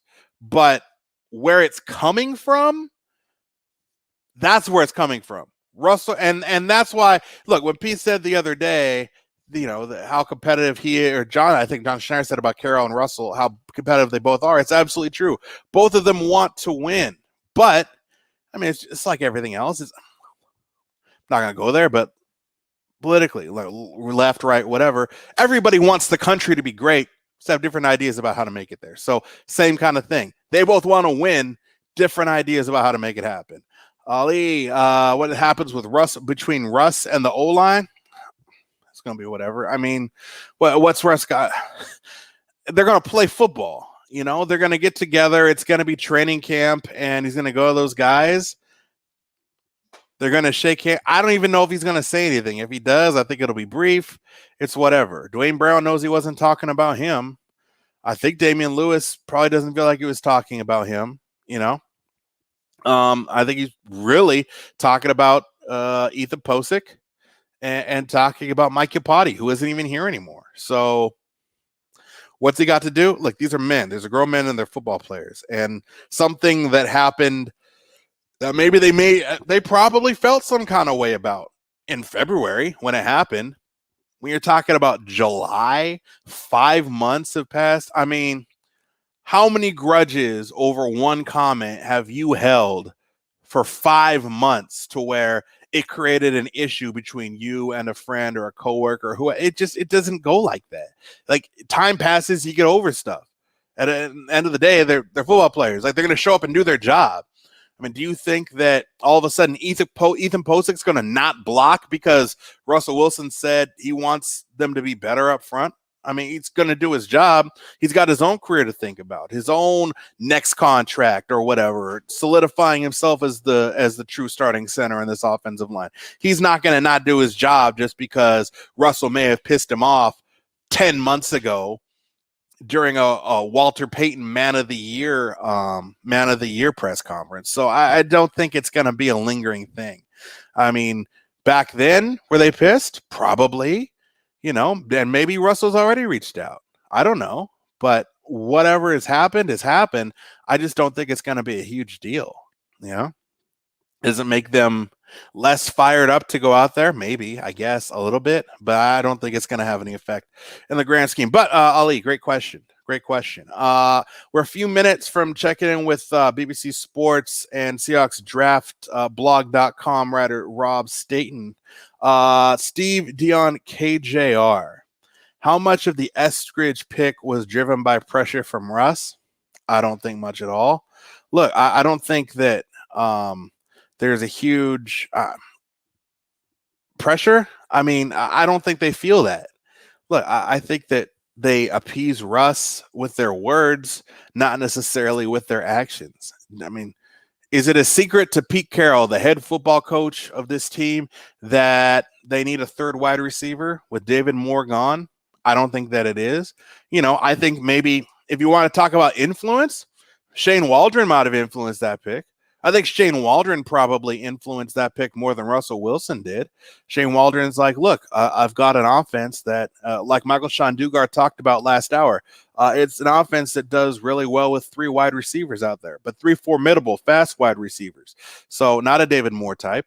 I need somebody quick. I need somebody I can put the ball in the hands of, and they can take it to the house. I need somebody who can help move the chains on third down, somebody who can get open real quickly in space, somebody who can catch the ball in traffic, somebody I can run on a reverse or a fly sweep, and that can pick up positive yards. I need that to make this offense as good as it can be. And Pete and John, listen, I would think that the influence of Shane Waldron affected the Dwayne Eskridge pick more than anything that's come out from Russell Wilson. That's an opinion. But good question, Steve. But I think it's going to be effective. I think you're going to see, do I think Russell will re-sign? Are they winning Super Bowls? I mean, does he see the organization going in a direction that is conducive to winning Super Bowls? That's going to be what drives that. Whether or not Russell Wilson is here in 3 years at the end of his deal, or at the end of this year, instead of demanding a trade, that's all going to come from one thing: the direction of the team.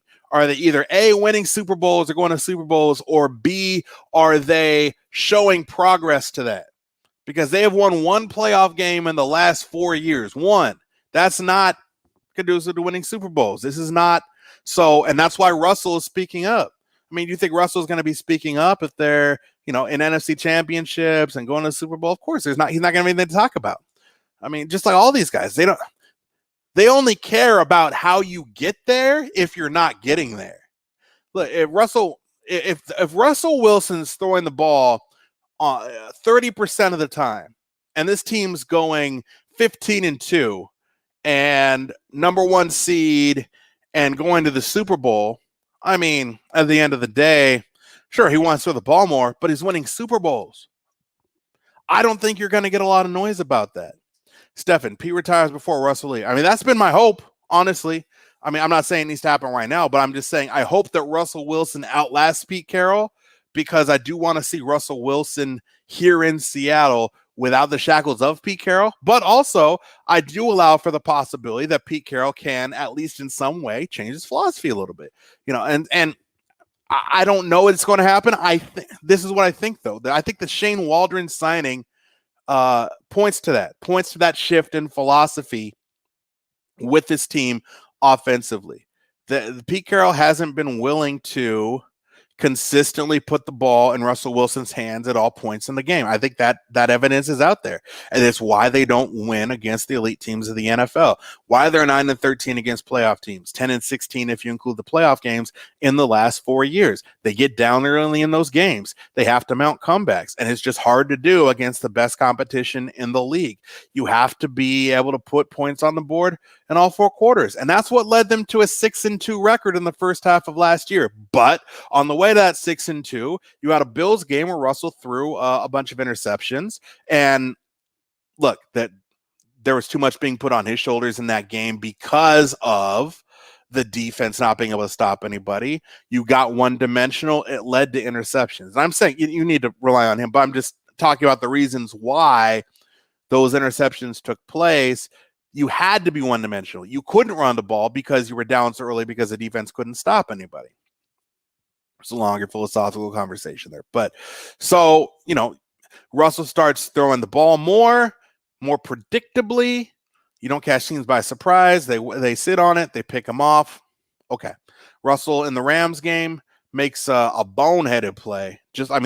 Maybe the worst interception of his career when he didn't have to. And after that, Pete says, okay, we're scaling this back. We're not going to call less passing plays necessarily. We're still going to do that, but the type of passing plays that we're going to allow you to throw, and I don't have any evidence of this. This is my theory. We're going to pare that way down. Unless a guy down the field is wide open, no, I don't want you to go there. Then you sit on it, you move, you go to something else, which is fine if you have all day with your offensive line giving you all the time in the world. But that offensive line didn't give him all the time in the world, and so you're looking downfield. Oh no, it's not there. He goes to his second, and by the time he's moving on to the next guy, there's a man in his face. He's either got to take off, or the play breaks down. So I think that's been the biggest problem with the offense when what you saw from the first half to the second half. And there's some happy medium in there to where you can have a functional offense with running the football and doing that with balance, but still be relying on your quarterback and not just waiting until the second half to like unleash him. Danny, hey Slick, did the Seahawks re-sign Nico Thorpe? Both picks seem like future elite gunners. More importantly, I didn't see a seltzer. I don't see a seltzer. It's right here. Pete Rose, San Juan Seltzer. There it is. It's all natural. You can check them out. Their seltzery. I've been to their seltzery. It's a great little location down there in Soto. It's awesome. It's nestled, it's just kind of tucked right in there in this really cool little strip where you got a bunch of like breweries and seltzeries and things like that. But San Juan Seltzer, I love it. It's great. This peach rosé, when you go there, they make this sex on the peach, which is fantastic. Using their seltzer, it's really good. So that'll answer that question. Nico Thorpe, I don't know if he re-signed. I have to look that up. Let me just make sure that we're good to go with Rob Staten here. I just want to make sure I got him the link.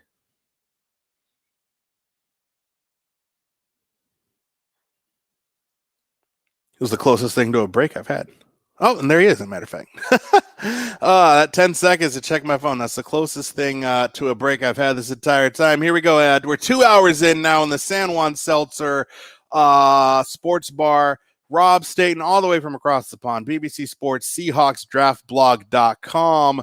He's a voice you've probably heard here in the last few months. He's all over the radio waves here in Seattle and joining me right now today. I guess good evening, Rob. And thank you for being on with us. Yeah, it is 9:30 in the evening here. If you're going to follow the NFL draft in the UK, you've got to be ready for some late nights. No, I love it. I understand. So the sports package out there is usually pre-limited, right? NFL-wise, but I heard it might be expanding soon too. Is that true?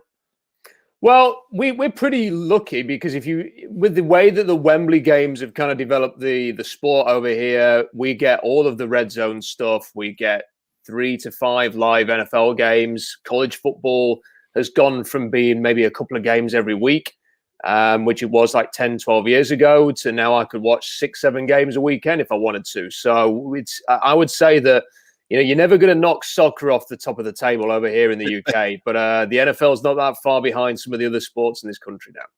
No, that's great. I went to one of the markets down there in London when I was staying there. Actually went over there for the Seahawks and Raiders game.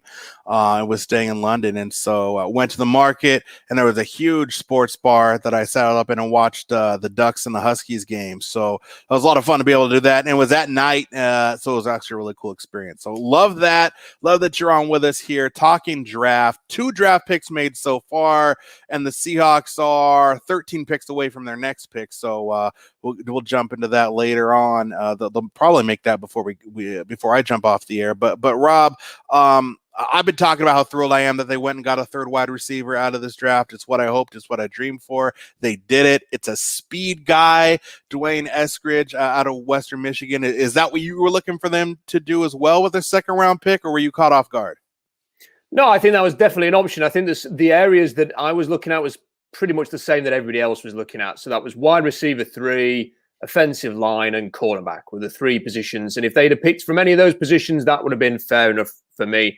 I really like Eskridge. He's a player that I remember watching him for the first time in January and just thinking, why the heck are we not talking about this guy? Nobody kind of giving him any attention. It was coming up right to the Senior Bowl. It was a complete coincidence that the next day I actually interviewed Jim Nagy, who's the in charge of the Senior Bowl. And completely unprompted, Jim Nagy started talking during the interview about Eskridge, sort of saying how great he was, how much he was flying under the radar, talking about everything that he did. And right off the bat, I'm thinking this sounds a lot like what the Seahawks need. And they need some, I know they have a lot of speed on offense, but they needed a little bit more. And now they have 3 weapons in the passing game at receiver and a tight end in Gerald Everett. The teams are going to have to come up with a game plan to try and scheme against. And, with Chris Carson back, who's very good in the passing game too, I like the fact that Shane Waldron has got lots of options, and hopefully the Seahawks are going to be a lot harder to beat than they were in the second half of last season when they became a little bit predictable. And at Rob Staten is where you can find him on Twitter. He actually posted earlier that conversation he had with Jim Nagy, talking about Dwayne Eskridge and where he would be a fit and why Seattle would be great for him. And I think it's absolutely right. Look, I think that this is an offense that the things that they're bringing over from the Rams, especially, is the fact that you're going to get yards after the catch. You're going to get the Seahawks on the move, catching the ball, which is something that's been missing, I think, from this offense, even though you've already got two speedy guys in DK Metcalf and Tyler Lockett. Now you add Eskridge, and the Waldron factor, I think, is really going to get this ball moving. Yeah, and there's lots of things that Eskridge is going to bring to this offense, which I really think is just what is making this such a good pick. So that if you watch the tape, of course, with a 4.3 speed, he can get downfield. He can help you in the vertical passing game, and he's going to be a threat there. I think more importantly, though, one thing you see a lot when you watch him from last season is that he's a chain mover. And the Seahawks didn't do a great deal on third down last season. And he can settle into zones. He can find little areas where he can settle in, and he's difficult to cover. He's sudden and has got that burst off the release, which enables him to create separation. I think he's going to help the Seahawks a lot. If they just need 3rd and 6 conversion, I think he's going to help them to be able to do that. He competes for the ball in the air. There was a lot of different smaller receivers in this draft. You know, Rondale Moore's gone to the Arizona Cardinals, for example. You don't see a lot of evidence on tape of throwing the ball into contested areas and Rondale Moore coming down with it, despite his great vertical jump, despite some of the profile that he has. But you do see that with Eskridge, and he has some of these really improbable catches downfield into tight coverage where he's jumping over higher defensive backs to go and bring the ball down. And you can have him in motion. You can have him running across the formation. He can do all of those things. He's a fantastic kick returner as well. So I don't see a lot of negatives. The guy that I thought he looked a lot like, and this is not me saying this just because the Seahawks have drafted him and we're trying to be positive about it, I thought he looked like a poor man's Tyreek Hill. I thought that's what you were going to be getting with him. And, you know, you always kind of want to be wary with a comparison such as that.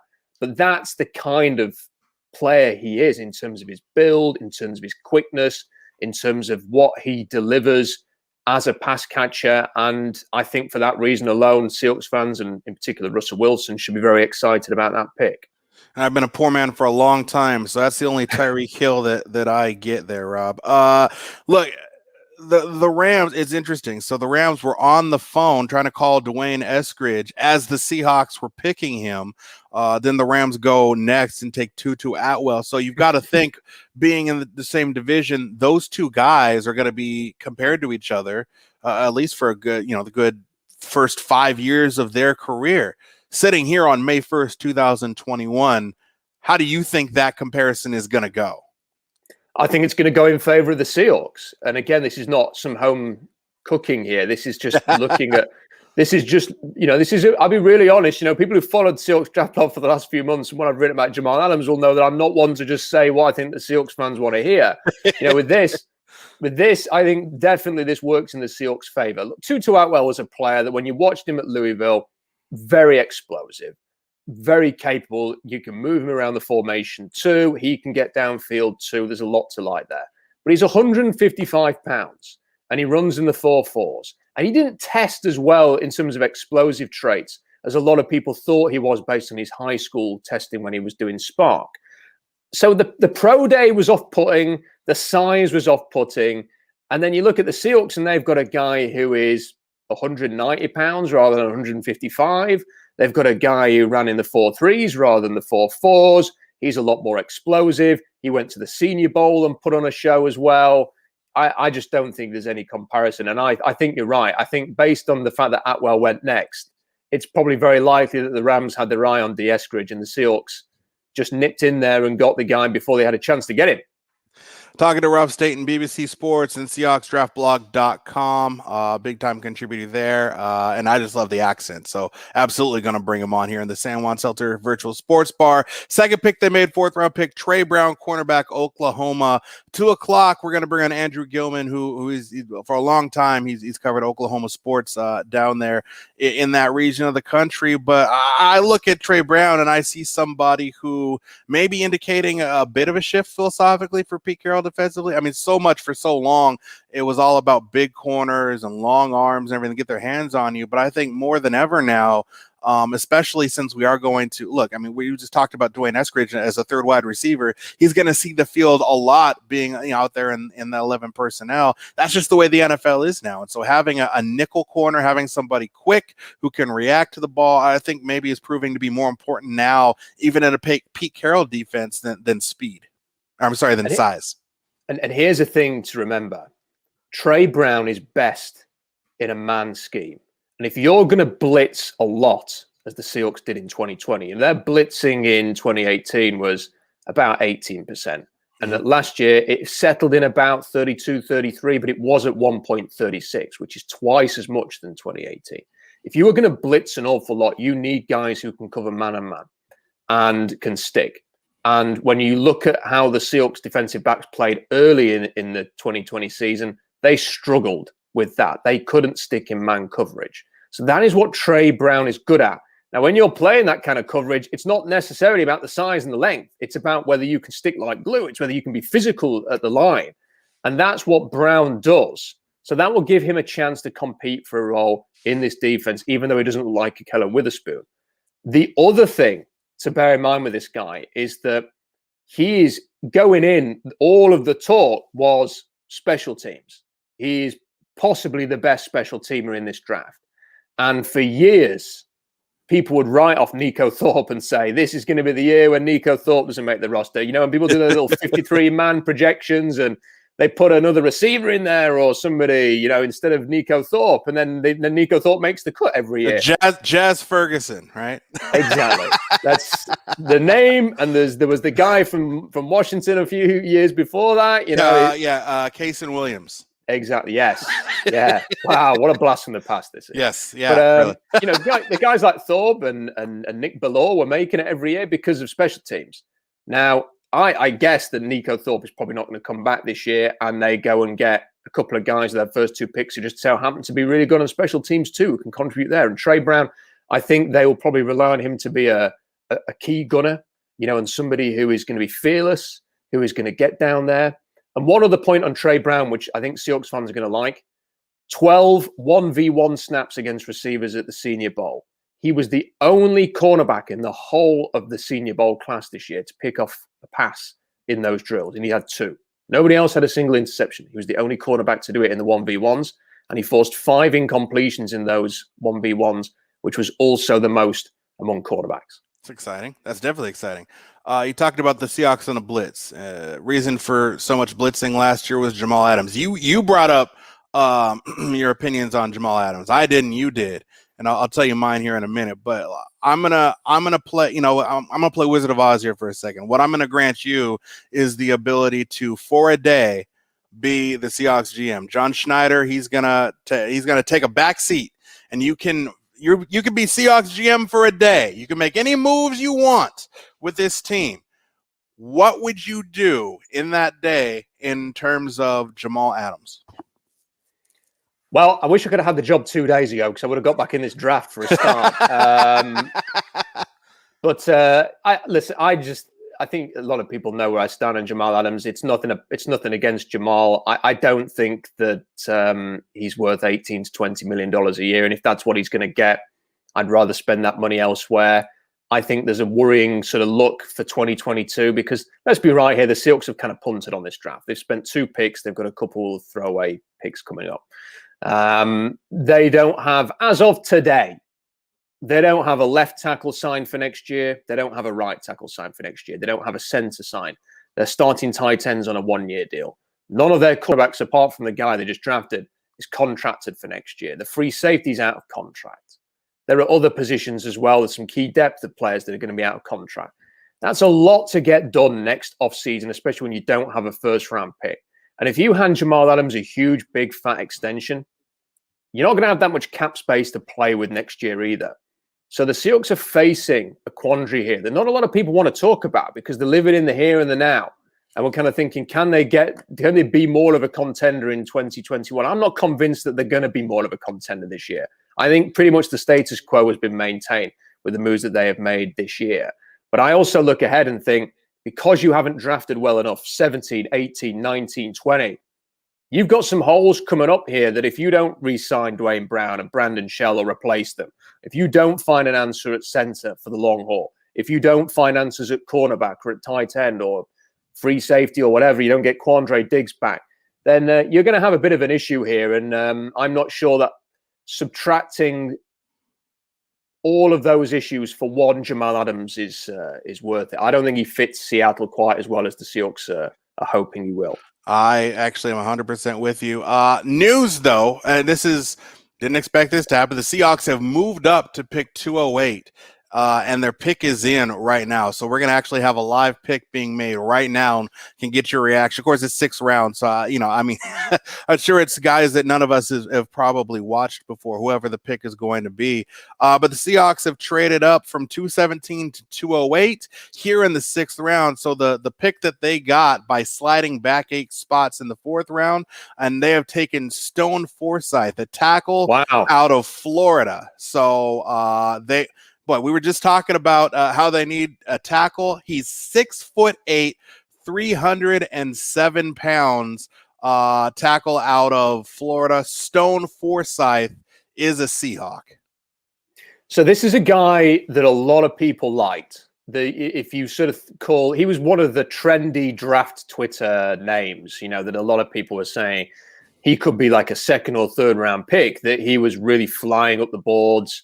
And a lot of people really, really liked him. Now, I think it's a little bit of surprise, given there was so much buzz about him coming into this, that he has lasted as long as he has. And if you're looking for somebody who has the potential to start at the next level in the 6th round, this is a decent shout. This is somebody who you can come in. He's got a lot of work to do. I mean, he is, I would say that he's physical.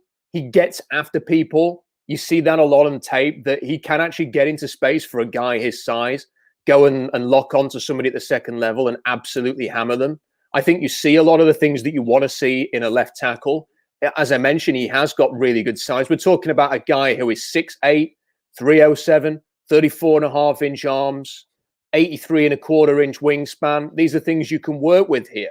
He ran a 4.63 short shuttle at 307 pounds. That's really good. The one thing that he hasn't got is the explosive traits, which is probably why he's lasted as long as he has. If you look at the guys who go early on the offensive line, they're the ones that test well in the vertical, the broad, and the bench press. Generally, they go a lot earlier than the guys who don't. And Stone Forsythe didn't have the most explosive workout.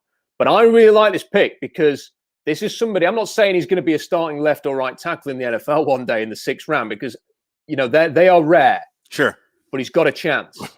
He's got a chance. Well, that's outstanding analysis for a 6th round draft pick just in general, Rob. I mean, you were the perfect person to have on during that draft pick. Is Kevin Shockey? He's pointing out number 72 there at the left tackle. So we've actually got some of the video highlights up here on our stream. We can do this actually here in the San Juan Virtual Sports Bar. So as we watch that, so interesting. So they go offensive line. Look, coming into this draft, you would have said they have 3 picks, and what do they need to do with those 3 picks? They need a 3rd wide receiver, they need a cornerback, and they need to address their offensive line. I mean, check.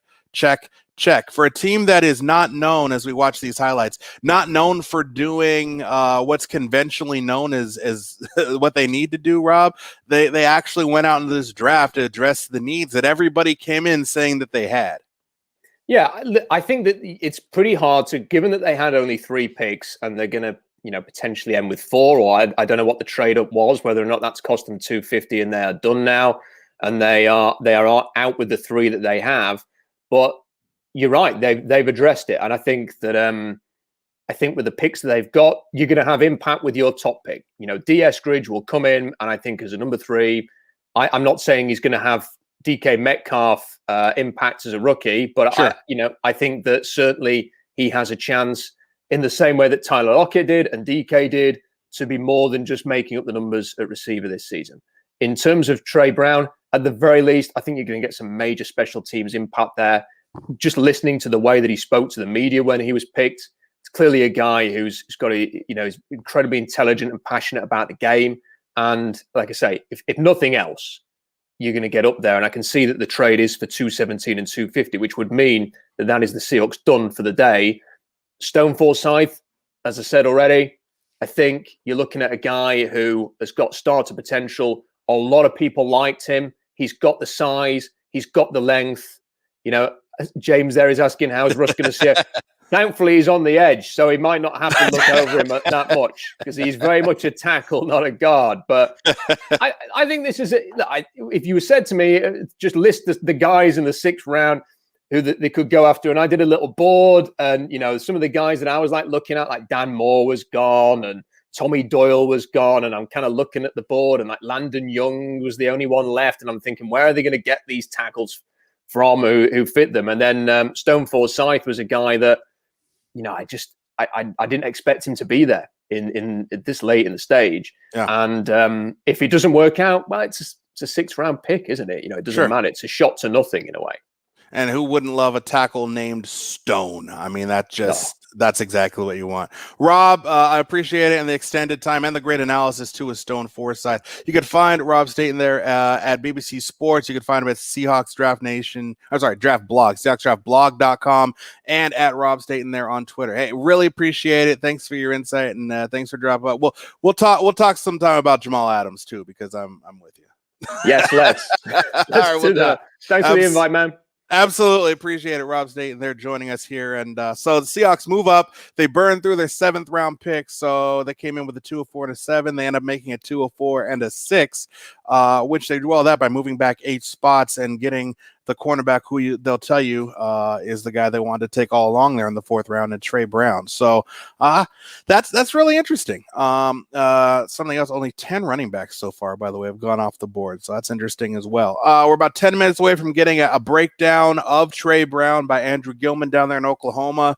We're going to bring on Ian at 2:15. He's going to talk a little bit about the picks the Seahawks have made. And then after that, man, we're gonna throw it to Chuck Powell and Curtis Crabtree at 2:30. After the Seahawks spring practice wraps up, and get more analysis and breakdown from them. It would appear that the Seahawks day is over picking, but I mean, each of the last 2 years they've moved back into the draft to take a guy in the 7th round. 2 years ago, it was John Ursua. They gave up a 7th round pick the next year. And last year, I think it was Stephon Sullivan that they did that too. So they jumped back into an earlier round once it seemed they were already done. So you don't really know. they might not be done, especially with as valuable as GMs are viewing next year's draft picks. I would think that they're going to jump in and take one more guy, but maybe not. Maybe they came in with 3. Maybe they'll just make the 3. But Stone Forsythe. Oh, look, there's a Gator fan in the stream. We got a Gator. Look at that. Yes, we did. Here, let's all do it together. All right. He'll do that every time he pancakes somebody. How about that? But no, we had some commenters earlier saying, want them to address offensive line, let's get a tackle. And so, look, that size, you can't teach size like that, right? Now, what do you do with that size? That's something that, they'll coach him up on. And maybe you take a giant mold of clay like that and you turn him into somebody who could be a starter for you down the road. I don't know, or at least be some depth. Offensive line is so tricky in that, and kind of like running back, you can find talent all throughout the draft for your offensive line. I mean, you don't, other than maybe left tackle, which he is, that's where you really want, 1st round pedigree kind of guy. So John did say yesterday they didn't want a lot of draft picks this year because it hurt. Who they want is UDFA because I always had to pick so many players. Interesting. So, yeah, and they're always big on the undrafted free agent game. So, I mean, that's interesting too. A lot of people talked about them trading down with that 2nd round pick. Of course, the possibility was always there, and it sounds like they tried to do that. I didn't want him to. I want him to go at 56, and what's there for you is what's there, and what was there for them is I think something that suits them really well. So I mean, I think it's a draft that they've killed given the circumstances. I think that they've come in and just slayed this draft as good of an outcome as you can expect. So from the standpoint of they have a second, a fourth, and a seventh, now a sixth with the slide back. So I mean, what can you say? There's not a lot to work with, and so maybe the bar is pretty low anyway. But it's a home run for me, and I don't usually say that. I'm usually pretty critical on draft day of what they do. And if you don't believe me, just look back at my Tyler Lockett tweets. How about that? That was pretty pretty telling as to how critical I can get of this front office. So we've got just a couple minutes before bringing on Andrew Gilman. Stefan heard this the Rams pick. Yeah, what I thought John said was that they had a trade worked out and that trade fell apart, which is similar to last year, fell apart right there at the end. But with the Rams, that the Rams were on the phone with Dwayne Eskridge while the Seahawks picked him. So they were going to take him. They were absolutely going to take him. And then they went and jumped in and picked him. And so then they were left with the worst player, which I enjoy that. I just like Eskridge. I like his size. I mean, he's bigger and faster than the guy the Rams took. So who wouldn't like that? That's exciting for me. He was the 8th wide receiver taken after Rondale Moore went to the Cardinals. Rondale Moore was somebody who I did want to see here. So the fact that he's with Arizona, that's a little bit annoying. But I'd take either one of them over Tutu Atwell. So I think the Rams came out kind of the worst in that. As we break down the draft here and go through your comments as well here in the San Juan Seltzer Virtual Sports Bar. We've been here for almost 2.5 hours now, going strong, doing the draft coverage. It seems like the Seahawks draft day is done. Dwayne Eskridge, you saw them take earlier this morning. Trey Brown, the cornerback from Oklahoma, and just now Stone Forsythe, which is a great name. 3 great names: Dwayne Eskridge, Trey Brown, Stone Forsythe. Who knows what this draft, 5 years from now, if we'll talk about any of these guys. But at least today, they got a pretty good names on these draft picks. So I like that too. It's definitely interesting. Stone Forsythe. Who wouldn't want a tackle named Stone, right? The other thing, oh, well, that's him. It looks like that's him on the Florida Media Guide or something, putting up some serious weight, as you would expect a 6'8" left tackle to do. 6'8", 307. Here's his numbers. 20. He benched 25 times, 34 and 3/8 arms. Look at that wingspan. I mean, this guy will thump you. If nothing else, this guy will thump you. So don't get in his way. I wouldn't want to, meet him in a dark alley, I guess. I like it. I'm excited. I'm excited about this offseason, and I didn't expect to be. The Seahawks blew me away again. They've surprised me one more time, John Schneider. I expected, I'm not going to lie, I expected a disaster. I thought this team was falling apart at the seams. And this was before the Russell Wilson stuff even. And that's just, and I'll be honest, and it's out there on my Twitter. Let me look at my pinned tweet on my Twitter there. It's SlickHawk12. That's just where I thought this franchise was. And John Schneider's went and absolutely killed this offseason. And I'll go through some of the things that they've done to really capitalize and make this a good offseason after we talk with Andrew Gilman, who joins me now from out there in Oklahoma. Andrew he's covered Oklahoma sports for years and years and years, better than anybody out there, and joins me now here in the San Juan Seltzer Virtual Sports Bar. I'm going to raise a seltzer to you. Actually, I'm going to crack open a new one because this one's just about gone, Andrew. But welcome. Good. Yeah, it is. I promise you it is. Welcome into the Virtual Sports Bar here. Thanks for having me. Yeah, thanks for coming on. Trey Brown, cornerback, Oklahoma. Look, I know you spend a lot of time watching these Sooners and watching what's going on in Big 12 football. It seems to me like the Seahawks have got not just a quick guy, but a physical guy too, as much as you can be for 5'9", 185. What did they get in Trey Brown? Okay, here's what you're getting. This guy's a second team All Big 12, okay? you're not getting a shutdown Lester Hayes, Deion Sanders, name your favorite Seahawk from the past cornerback. It's just not going to happen. The Big 12, not exactly known for defense, takes a bad rap. Oklahoma football, probably without, let me see, this is a family show, but they have not exactly done their part over the last couple years, 5-6 years. OU's offense has been legendary. You got Baker Mayfield, you got Kyler Murray. Spencer Rattler was phenomenal last year. Jalen Hurts is in the NFL too.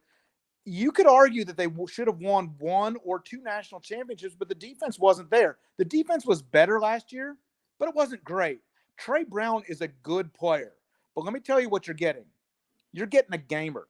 The guy won the Big 12 championship with a sack a couple of years ago, safety in the end zone against Texas. He comes up with an interception in overtime last year against Texas. Basically turned OU's season around. They lose that game, they're 0-3 in the Big 12 and going nowhere. Was that the 4 overtime game, Andrew? Yep, that's the one. Yeah. They were going nowhere fast in that game. They benched Spencer Rattler earlier in the game, brought him back in, come back and hold Texas, win the game in the 4 overtimes thanks to Trey Brown sealing the deal.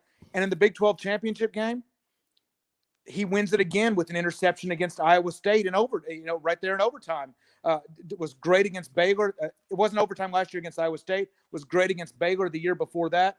There's a reason that he tweeted out after the game, Trey TNT Stadium, for being in Dallas. I mean, the guy shows up when it counts most. And as you know, in the NFL, you need a little bit of everything. You need some of those guys that aren't scared to have that putter in their hand and make that 8-footer on 18 for par to win a Ryder Cup. And I think you're not getting the best player. You're not getting the most sound player. You're not getting the fastest player or the biggest hitter. But the guy shows up when it counts most. And I think that's probably what the Seahawks liked about him. Yeah, there's a couple of years ago, the Seahawks ended up taking Ugo Amadi out of Oregon to play a similar role. My biggest takeaway from him, and I'm an Oregon fan, so I watch him week in and week out, is just he's a guy who just always finds a way to be around the ball or around the play. And so from your description about Trey Brown, it sounds like he's another one of those guys. Just he's going to find a way to be around it. Yeah, and remember, he's not been on good, stellar defensive teams. OU's not been great. Now, they were a lot better last year. They made steps under Alex Grinch. They're supposed to be better this year. But OU's going to score 45 points a game next year. They're going to be that good on offense. They're going to be phenomenal on offense next year. The defense is going to be a lot better. And Trey Brown was one of those guys that helped make them a lot better. But by no means are you talking about some sort of Alabama linebacker, SEC defensive tackle that's just gonna make plays for you over and over and over again and anchor your defense. And Trey Brown's a fringe NFL guy, in my opinion. I think he's a gamer, but he's not a guy that you're going to base your defense around. And in the NFL, if you can cover the receiver and you can get to the quarterback, you can make a lot of money. I think that's what the Seahawks are counting on. Well, we know it's a position where you want to have somebody supremely confident. I heard Dwayne, the first draft pick that Seahawks made last night, Dwayne Eskridge, I heard his press conference, no lack of confidence in that gentleman. Right. So just in terms of confidence and just kind of everything else on and off the field, maybe non-football wise, and Trey Brown, like what kind of dude is he? Intangible guy. I mean, if he's going to tweet out Trey TNT Stadium after beating winning against Iowa State, you can tell that he has. I love that, by the way. And then he says, I'm going to the NFL after that. So, these OU defensive backs have taken a beating over the years, whether it's Alabama in a bowl game, SEC teams, they gave up a bunch of points to Georgia in the second half a couple years ago in a game that they were leading at halftime. They are not known for shutting anyone down. So if you can get a guy with a little bit of attitude, and you know better than me because you're around the NFL all the time. We're not here. We're around the closest thing to the NFL, which is OU football. But you got to have that. You got to have that guy with a little bit of edge. I think that's what makes him a possibility to be a star in the NFL. Usually in these later rounds is where the Seahawks kind of pad the draft with, some of their special teams guys, linebacker, DBs, whatever, that play special teams. Seahawks only have 3 draft picks this year, a 2, a 4, and a 6 now. So they used the 4 on Trey Brown. I did notice in his highlight package, he's returned some kicks and everything. Is that something that you think he'll do, that they'll want to use him for at the next level? I can't imagine that you'd see him in a dual capacity there. I mean, he started a bunch of games as a freshman. He was second team All-America, second team All-Big 12 in 2018, started 14 games in 2019. So he was on an ascension. I mean, this is an OU team that was getting better and better defensively, but I may be in a bind. maybe in a bind, but he wasn't necessarily a kick return specialist for OU. You know, they had CeeDee Lamb doing that stuff here a couple years ago. That was really the difference maker, and a guy named Marvin Mims last year that was really good too. So Trey Brown can help you out in a pinch, but I don't see the Seahawks using him in that way. Best work will be in the slot then, do you think? Yep. Okay. All right, perfect. Andrew Gilman, doing it all down there in Oklahoma. Really appreciate it. Call me back next time, all right? Will do, absolutely. Okay. Thanks a lot. It's always a pleasure. All right, there's Andrew Gilman down there from Oklahoma. So Boomer Sooner to him. All right, I love it. I love it. Look, they are some confident guys, man, and we haven't heard the interview yet from Stone Forsythe. His name is Stone, and he's 6'8", 6'9", and moves guys around. I got to think with a name and a physical dominant pedigree like that, he is probably a confident man too. So I think 3 guys that they've got, 2 for sure, probably a third that is going to be pretty confident in his abilities. I love that. Trey TNT. That's great. That's great. And we showed before too, a couple of interesting connections with these draft picks and the Seahawks. Dwayne Eskridge, he tweeted, I guess in his DMs, talking about the one team he wanted to go to was the Seahawks. Found that interesting.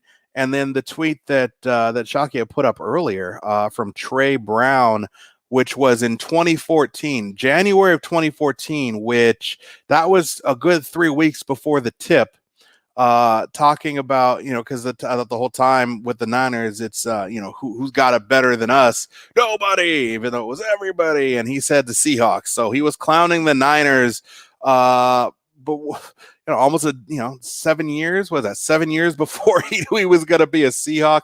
He's been a Seahawk all that time. So I think that's really cool. A cool connection to Seattle. We love stories like that. We love that stuff. That's the stuff we hone in on. So I'm really excited about that. I think it's been a good draft, man. This has been a fun time. We got about 20, 30 more minutes here. Gonna bring Ian Furness on about 10 minutes from now as we kind of wrap things up before we throw it to Chuck and Curtis. But 3 picks. They came in with 3 picks, and by all accounts, they're going to leave with 3 picks. I mean, this is your time now. This is the time where we can get your comments. The overall, just on the draft, just the picks that they made. I don't know if you want to do a letter rating or just what you think. For me, this is an A. This is as good of a draft as I could have hoped for out of 3 draft picks. It really is. A third wide receiver, a nickel cornerback that it looks like is going to compete right out of the gate for that nickel spot, and maybe push Marquise Blair or Ugo Amadi to a different role, a role that they're maybe more suited in, and then a big tackle that's going to compete to get the backup job, and who knows, maybe with some coaching, maybe one day take over. So that's how I feel about it. Definitely excited about that, and this offseason, because look, we find out good draft. There you go, Rogers. Rogers knows what's up. Good draft. I like that. And he's vaccinated, so thumbs up for you. Stefan, first time he thinks he sees him going to a draft with certain needs and actually address those needs, right? Isn't that weird? It never happens that way, ever. Now, we might not get the guy right because they're never going to take the guy that anybody has them taking. But as far as the position and need and all that, they definitely did that. So I think they knocked that out of the park. This offseason could have been a disaster. Because of John Schneider, it wasn't. Chris Carson, they bring him back cheaper than I thought he was going to go anywhere. Carlos Dunlap, they set that bird free and it came flying back at about half the cost. So, I mean, that was a really great move, what they did there. I think the 5th round draft pick for Gabe Jackson, I think that's going to end up being a steal just because of, and I think maybe that's the biggest indication that we're changing a little bit philosophically, simply because it's a pass blocking dominant interior lineman, which they just never bring in. They bring in road graders, they bring in run blockers. That's what Mike Iupati was. That's what, when they went and brought back J.R. Sweezy, I guess he was a little bit of a pass blocker, but I mean, he was all about the run game. These big guys that move dudes around and everything. You got to move dudes around, offensive linemen, but they're run blocking dominant, and this guy is pass blocking dominant. And maybe that's what came out of the Russell thing. I don't know. Get me a guy who, hey, he actually, his specialty is pass blocking from the interior. They did that, and I think that's going to serve them really well. They're still going to be able to run the football, and they're going to run the football, and they're going to run a lot. And sometimes it might even be more than you want them to. But it's all about balance. If you can achieve balance, then you've got everything. And that's just every offense. Every quarterback is going to be helped out by a good running game. That doesn't mean you're not, relying on the quarterback and all that, like I think they need to do. I think they need to build and play through Russell Wilson. I really do. Here's a video package on Stone Forsythe as I talk through this. But I think that you can do that and still have a really good running game. Chris Carson is the perfect running back for this offense. I just felt that the whole time. And as it went along and it looked more and more like he wasn't going to be back with the team, yeah, I didn't like that. So the fact that they can move, the fact that they brought him back, were able to do it for cheaper. That's huge. There he is out there. I love the circle, man. You've got a whole telestrator and everything. Look at that moving body. Stone Forsythe. You just got stoned, buddy. Look at that. Is that against? Oh, it's against Georgia. Stands him up. Yeah, I'm just gonna get you out of the way now. I'm just gonna take my 6'9" frame and move you out of the way. Stonewall. He got stonewalled. That's cool. It's always when you look at offensive linemen, it always shows up, right? Because it's like, well, you either moved him or you didn't. Here it is. He's gonna block down and then he's gonna move out. Get to the next level. Boom, block down. Hey, that's a DB. I'm 320 pounds. I'm gonna move you now. So I mean, look, this is SEC football, right? Florida, Georgia, and these moving guys around, creating a running lane. So that's what you want. Now here he is going inside. I mean, now the running back needs to bounce that inside probably, but he creates the hole. It's not a great read. I mean, if he was really great, maybe he takes out 32 too. I don't know what it is. I mean, I'm not going to sit here and break down film, but yeah, I would have gone in that hole.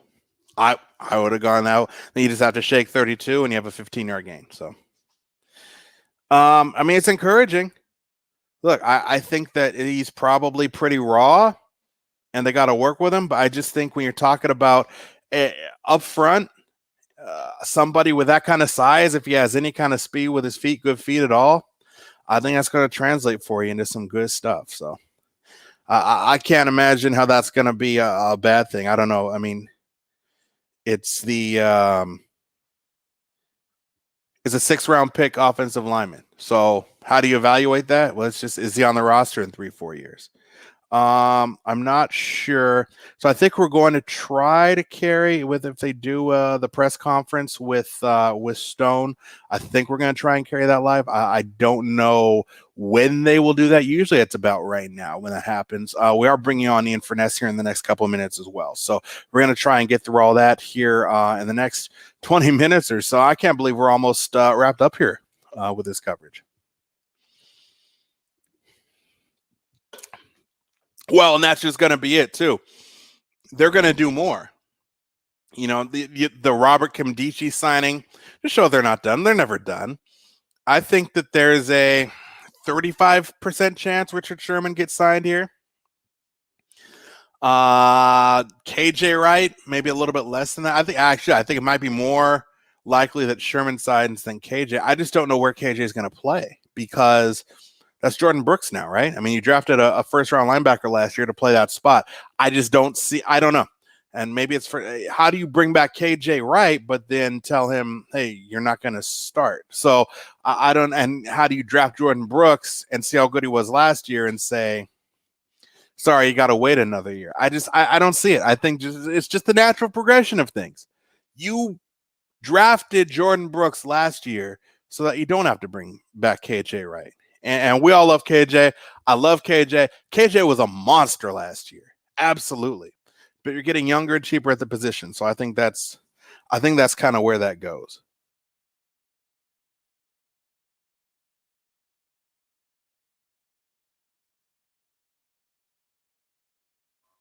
All right, I'm with you. Got my computer work? Okay. Because the computer stopped working for a second. All right. So we got a press conference coming up. We got Ian Furness coming up, and we're doing all that. So 3 draft picks. If somebody's new, if they missed it, Dwayne Eskridge, wide receiver, Western Michigan, 5'9", 190 pounds. Trey Brown, cornerback, Oklahoma, 5'9", 185 pounds. Both of them speed guys. And then exact opposite of that with Stone. I keep wanting to call him Stone Phillips, but it's Stone Forsythe, Florida left tackle, 6'9", 6'9", behemoth monster of a man. That's a mountain. Good luck moving a mountain. That's exactly what he is. So we're going to get him in the 6th round as well. I think their day is done. I guess the press conference is done already, so we missed that. So that's okay. It was really quick. I think their day is done. Now, could they jump back into the 7th round and pick up somebody? Maybe. Think Stone plays right guard or right side while Brown is still here. I think Stone will be a backup. I don't think he's going to. I mean, I think he'll be a backup left tackle. You know, I think that they have other options, Jamarco Jones, etc. I don't the Kyle Fuller. I don't think that he is going to see the field or even be the next man up. Not immediately. I think there's probably a lot of work to do. There's a reason why he's a 6th round pick, but you've got a lot of body to work with there. And so if they can make that work, then great. And if not, it's a 6th round pick. You didn't really burn much. I heard a beep. Usually that beep is indicative that somebody has popped in, is about to be waiting. And we do. We have Ian Furness right there from the palatial estate in Maple Valley, Washington. Ian, thank you so much for coming on. Love the Helinski's Hope hat there, by the way. I do, in fact, have a San Juan Seltzer in my hand, and we have ourselves a draft. Yeah, it's over. Thanks for coming. All right. We done? Came in with 3. Came in with 3. We left with 3, although one of them around earlier than we thought it was going to be. So unless they do what they do with like John Ursua and Stephon Sullivan or whatever and use one of next year's picks to jump back in, they're done. And that was quick and clean and easy. Thanks for coming. Yeah. They must have liked this offensive lineman, right? To pop up there and get him, I guess. Well, the first, who knows what this guy can do? There's not a glaring need. He's not a guy that you would expect to step in right away. No. So the first 2 picks are the ones you focus in on, and those first 2 picks seem to be, pretty much what they fill needs. There's reason to be excited about both, and away you go, man. I'm excited. I'm pumped. Sounds like both of them confident young men, I would say. Yeah. We talked with Andrew Gilman down there in Oklahoma just a few minutes ago, talking about Trey Brown, and he called it Trey TNT Stadium after he went and dominated there in J-World. So, I don't think there's any lack of confidence in either of these 2 players, which, I mean, they play positions where you kind of want a confident guy, a cornerback and a wide receiver. So I like that. Yeah, I think, it's so hard without having the ability to meet these guys face to face. But there's no doubt they drafted a certain type of guy, at least with those first 2 picks. The Forsythe guy, who knows? But you drafted a receiver who's got kind of a real big swagger to him, and which you like, and then you draft a defensive back that can play probably a couple different positions, and he kind of has that same air of confidence about him, which you like. And we talked about it in the morning show this morning before you took over, before the Husky game. And I think that what jumped out at me with Brown was his, he's not the typical Seahawk in terms of the size, in terms of a corner. But DJ Reed, we talked about it with Hugh and Rob Rang, and DJ Reed maybe changed some of that. They may have changed a lot of that, to be honest with you. I mean, the 32-inch arms and the 6'2", 6'3" length and all those things. I think they want more of a bulldog, right? I think they want more of a guy that's just going to kind of get in your face a little bit, which is pretty awesome. They haven't had a lot of that lately. I mean, you bring in Quentin Dunbar last year. I thought we were going to get that with him. Yeah. But he played off. I mean, off. Well, in his defense, hurt. Yeah. Stuff off the field. We never saw the real Quentin Dunbar, and it ends up being kind of a waste, right? I mean, it's just a waste for a trade for a draft pick or what have you. But 5th rounder. Yeah, not but a I big mean, deal.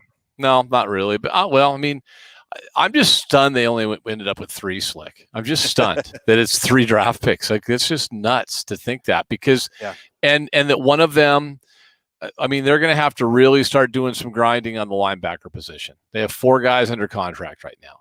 And to me, that is just a glaring, and really, you play 2 for the most part these days. If you feel better about your secondary, which they do, I think now, believe it or not, even without Shaquille Griffin or Dunbar, they got a bunch of guys that can play the nickel position, which they didn't have 2 years ago when they played, basically Kendricks was on the field the whole game. I think this is a different deal. I think they're going to play 2 linebackers. That said, if Brooks or Wagner were to go down for any period of time, they've got nothing behind those guys. Cody Barton doesn't appear to be a guy that they can. I mean, he played in the playoff game and was awful 2 years ago, and maybe he's improved dramatically, and he would surprise us all. And BBK is a special teams player and nothing more. So they got to find linebackers. Maybe that opens the door for KJ to return. Right. My understanding is that they're way, way, way far apart on any thought about that coming. I mean, it would have to be KJ getting a very small deal, but he hasn't got anything yet either. So after the draft shakes out, let's see what happens there. But I think you come out of this draft thinking undrafted free agents have to be a linebacker or 2 or 3, D tackle as well. But the first 2 guys they got are certainly guys you can be excited about, man. Yeah, for sure. And you almost think about Jamal Adams as like another linebacker too, or I guess just an X. How they've approved you can have the 1-digit numbers. I'd like to see Jamal Adams as just an X as his number, just because he's kind of an X factor. He doesn't play a true position, right? Which is cool. So I like that they do that. Dwayne, I can't stop being excited about Dwayne Eskridge, and not just the player, but just the idea of what I think the player means. And that is, Shane, I mean, we had a text earlier. Well, how instrumental was Russell Wilson? Do you think his influence on the drafting of Dwayne Eskridge? I said, probably not much. I think that Shane Waldron, had a tremendous influence on the drafting of Dwayne Eskridge. I think that they want to roll out 3 receivers a lot. I think that they want to. I mean, we see the Rams offense. I said earlier, the Seahawks offense is the line of scrimmage. You get a lot of this and a lot of this. And I think what you're going to see a lot in the Rams offense is a lot of this, a lot of these, some of this behind the line of scrimmage. I think you're going to get a lot of movement and a lot of motion and a lot of kind of window dressing. But brought on Michael Sean Dugar earlier, and he was talking about the Rams in 2018 when they really started going with that bunch 3 receivers, when they had Brandon Cooks and Robert Woods and Cooper Kupp, and how defenses, it really gave them fits. So thinking about something like that and just the different things you can do with that, and Hugh talks about that offense all the time too. Yeah. I just think that the drafting of Dwayne Eskridge was a clear sign that we want to go through wide receivers. We need 3 guys who are fast, who are going to be able to run away from people, who we can catch the ball on the move and get yards after the catch, which this offense doesn't do very often. And I think it's going to serve them really, really well. Well, Robert Woods in the 3 previous years in that offense was averaging somewhere around 18 to 19 rushes, rushing attempts a season. I think you're going to see Eskridge have more than that. I would think, because this guy's, first of all, he's a more explosive player, and he's a little thicker than Robert Woods is. Cooks had like 6 1 year, but that was about it. So let's say all of a sudden those fly sweeps and different things like that, and I think you mentioned it last night. I agree. You don't have to run it every time, but it's certainly going to be a distraction that the opposition, they have to honor it. Yeah, you got to give them something to think about. Yeah, there's for that to happen, you have to have a threat, and he's a threat. Like, he's a definite threat. Put your foot in the ground, and not just go to the boundary, but put your foot in the ground and go back up, inside, a B block or something, or a B gap if you have it, because he's a guy that can do that. You saw him from the tape that he's not afraid. He's a former defensive player. And I love that about it. That's the kind of offense I like to see. Because I think that opens up some things down the middle. Certainly Gerald Everett will bring some things down the seam that they haven't had in a couple of years. Really, Hollister was your only threat in that regard. And undersized, but maybe could beat a linebacker here or there, but just a little bit undersized. So this is the offense certainly is better than it was a year ago. Gabe Jackson makes them better. There'll be some competition there for the center position. I don't think it's Posix by any means. I think Fuller's going to push him. So, yeah, there's the offense is better, and the defense on the defensive line is better. Like, the corners, still a question mark. Let's say, safeties, you feel good about Diggs and obviously Jamal Adams. But the corners, there's a bunch of guys. There's 9 cornerbacks on the roster right now. And out of those 9, I'm not including Blair, who can play nickel. So that's a lot of guys that are going to be competing for basically, 3 spots, starter, backup, 4, 5, 6 guys maybe. And in that same cat, guy we always forget about is Ryan Neal. I mean, he had a nice year last year for Seattle. Sure a really versatile player. Can Witherspoon step in? Can Flowers step in? Who's going to be your nickel? And will we see some more dime? And I guess that maybe would take some of the pressure off of playing the linebackers, more. I mean, Bobby's not coming off the field. So, yeah, I think there's reason to be excited for this team. Finally, Ian, this had the chance to be a real donkey of an offseason, and that's aside from the quarterback stuff. Right. But in terms of personnel, you mean? Well, yeah, shrinking salary cap, aging roster that was getting more expensive. And it's wizard magic, man, that John Schneider pulls off. I mean, some of these guys are birds that he set free and hope they would come back. Chris Carson did at a cheap rate. Carlos Dunlap did at half price. What do you call it again? What'd you just call it? What'd you call it again? Wizard magic.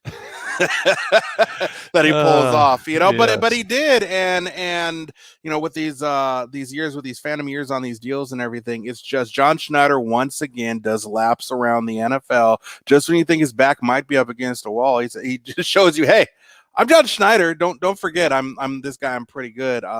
This offseason has been just a masterclass into how to work it. He's done a tremendous job. Well, I agree. First of all, what they've been able to do with really not a lot to work with the salary cap and next to nothing in terms of draft equity is really pretty good. But, they had a base to work from, right, Slick? I mean, it's not like this was the Jacksonville Jaguars, right? It wasn't the New York Jets. They had a base to work from. And when you're at that point, we've been seeing this, I think, since 2013, 2014, really. Probably about the 2014 draft and on, maybe 2013 draft and on, 2014 draft on. They kind of spitball out there, right? They kind of just spitball and they let's take a chance. When you're at that level, you can take a chance, especially if you have multiple picks. Well, this year they're still kind of at that level where they didn't have like a huge pressing need. Third receiver, certainly. Depth at corner, depth on the offensive line. They address both those things. But what they were able to do was they were able to get guys back, like you said, that they wanted. Dunlap was a huge get back, huge to get him back. And obviously, I think Chris Carson's a difference maker at running back. I know there's a huge, it's yes or no on the running back world, right? Like some people love running. Sure. Watch him play. Tell me he's not a difference maker. You cannot convince me he's not a difference maker. What he's worth and all of that, hey, that's up for debate. I get that. But he's a difference maker. Yep. So they were able to go out in this offseason, and I think the first 2 draft picks they made, especially the first one, make them a lot better. The first one certainly does, which is when I'll go back. I'll eat this forever. I didn't like it when they first did it because I wanted them to trade the pick. I wanted them to accumulate more picks, and I still don't love their overall, the totality of their drafting history with the wide receivers. Right, they've had success on the high picks. I get that. But overall, they've wasted so many draft picks on wide receivers over the years, so I don't always love that. Not a Chris Durham fan? Buddy, go Jennings, Amara Darboh. Yes. Chris Harper. Go through the list. I mean, Sullivan was drafted not as a tight end. Sullivan was drafted as a wide receiver. They propped him up as a wide receiver in the post-draft news conference last year. They ended up moving him to defensive end, and they lost him. So, yeah, I haven't been a huge fan of what they've done. I mean, Golden Tate, certainly, all those things. But yeah, I just, when we look at all that, it's awesome. I saw the thing from one of your listeners. We just went through it. Who do they need undrafted free agents? Linebackers, depth at defensive tackle. Always could use depth on the offensive line. And probably, I think those are the 3 priorities, right? I'm not sure if I'm missing anything there. I think those are the 3 priorities right there. Yeah, and maybe get another body or 2 at corner. And just kind of let them compete. Yeah, absolutely. No, that's going to be it. They got dudes, man. They got dudes. Let's see what it all means here. And they got I'm not a video game guy, but it sounds like Eskridge is what you guys, the kids call the video game guy, right? Exactly. Man, if I hear him call Tyreek Hill light one more time, I might break into a sweat. So, Ian, I really appreciate it. Thanks for jumping on here to kind of wrap this thing up. All right, we'll see you on. You're on the radio coming up too? I see. Chuck is, Curtis is, me. I'm taking the rest of my seltzer and going downstairs. That's it. You're done. You're tapping out. Yeah, I'm done. That's it for me. That's it for me today. You're the best, buddy. Hey, great job today, man. We'll see you on Monday. Thank you, Ian. Really appreciate it. Ian's heading out. I am heading out, actually. This is it for me. Thank you, everybody, for tuning in. Thanks, Ian, especially there for jumping on there at the end. We had a lot of guests today. We had a lot of fun today, too. Ben Epstein from the Western Herald. Niner Nate, first time I've ever thanked him, so that's fun, I guess. Thank you, Niner Nate, from the Niner Nation podcast now. Michael Sean Dugar from The Athletic. Rob Staten from BBC Sports and Seahawks draftblog.com. Andrew Gilman popping on from Oklahoma down there. And then we're wrapping up with Ian Furness. 3 draft picks for your Seahawks. Dwayne Eskridge, wide receiver, Western Michigan. Trey Brown, the cornerback from Oklahoma. And then Stone Forsythe, the tackle out of Florida. Thank you, Tony. Thank you, everybody. As soon as the spring game wraps up, UW spring game, Chuck, Powell, Curtis Crabtree, they have got you right over there at Sports Radio 950 KJR. You can listen on iHeartRadio. You can tell your Google, you can tell your Alexa, they got you. All that right there on the radio. They're going to take you the rest of the way up to and including and through the Pete Carroll and John Schneider press conference to wrap this thing up. Thanks to everybody from the San Juan Seltzer Virtual Sports Bar. I'll see you next year.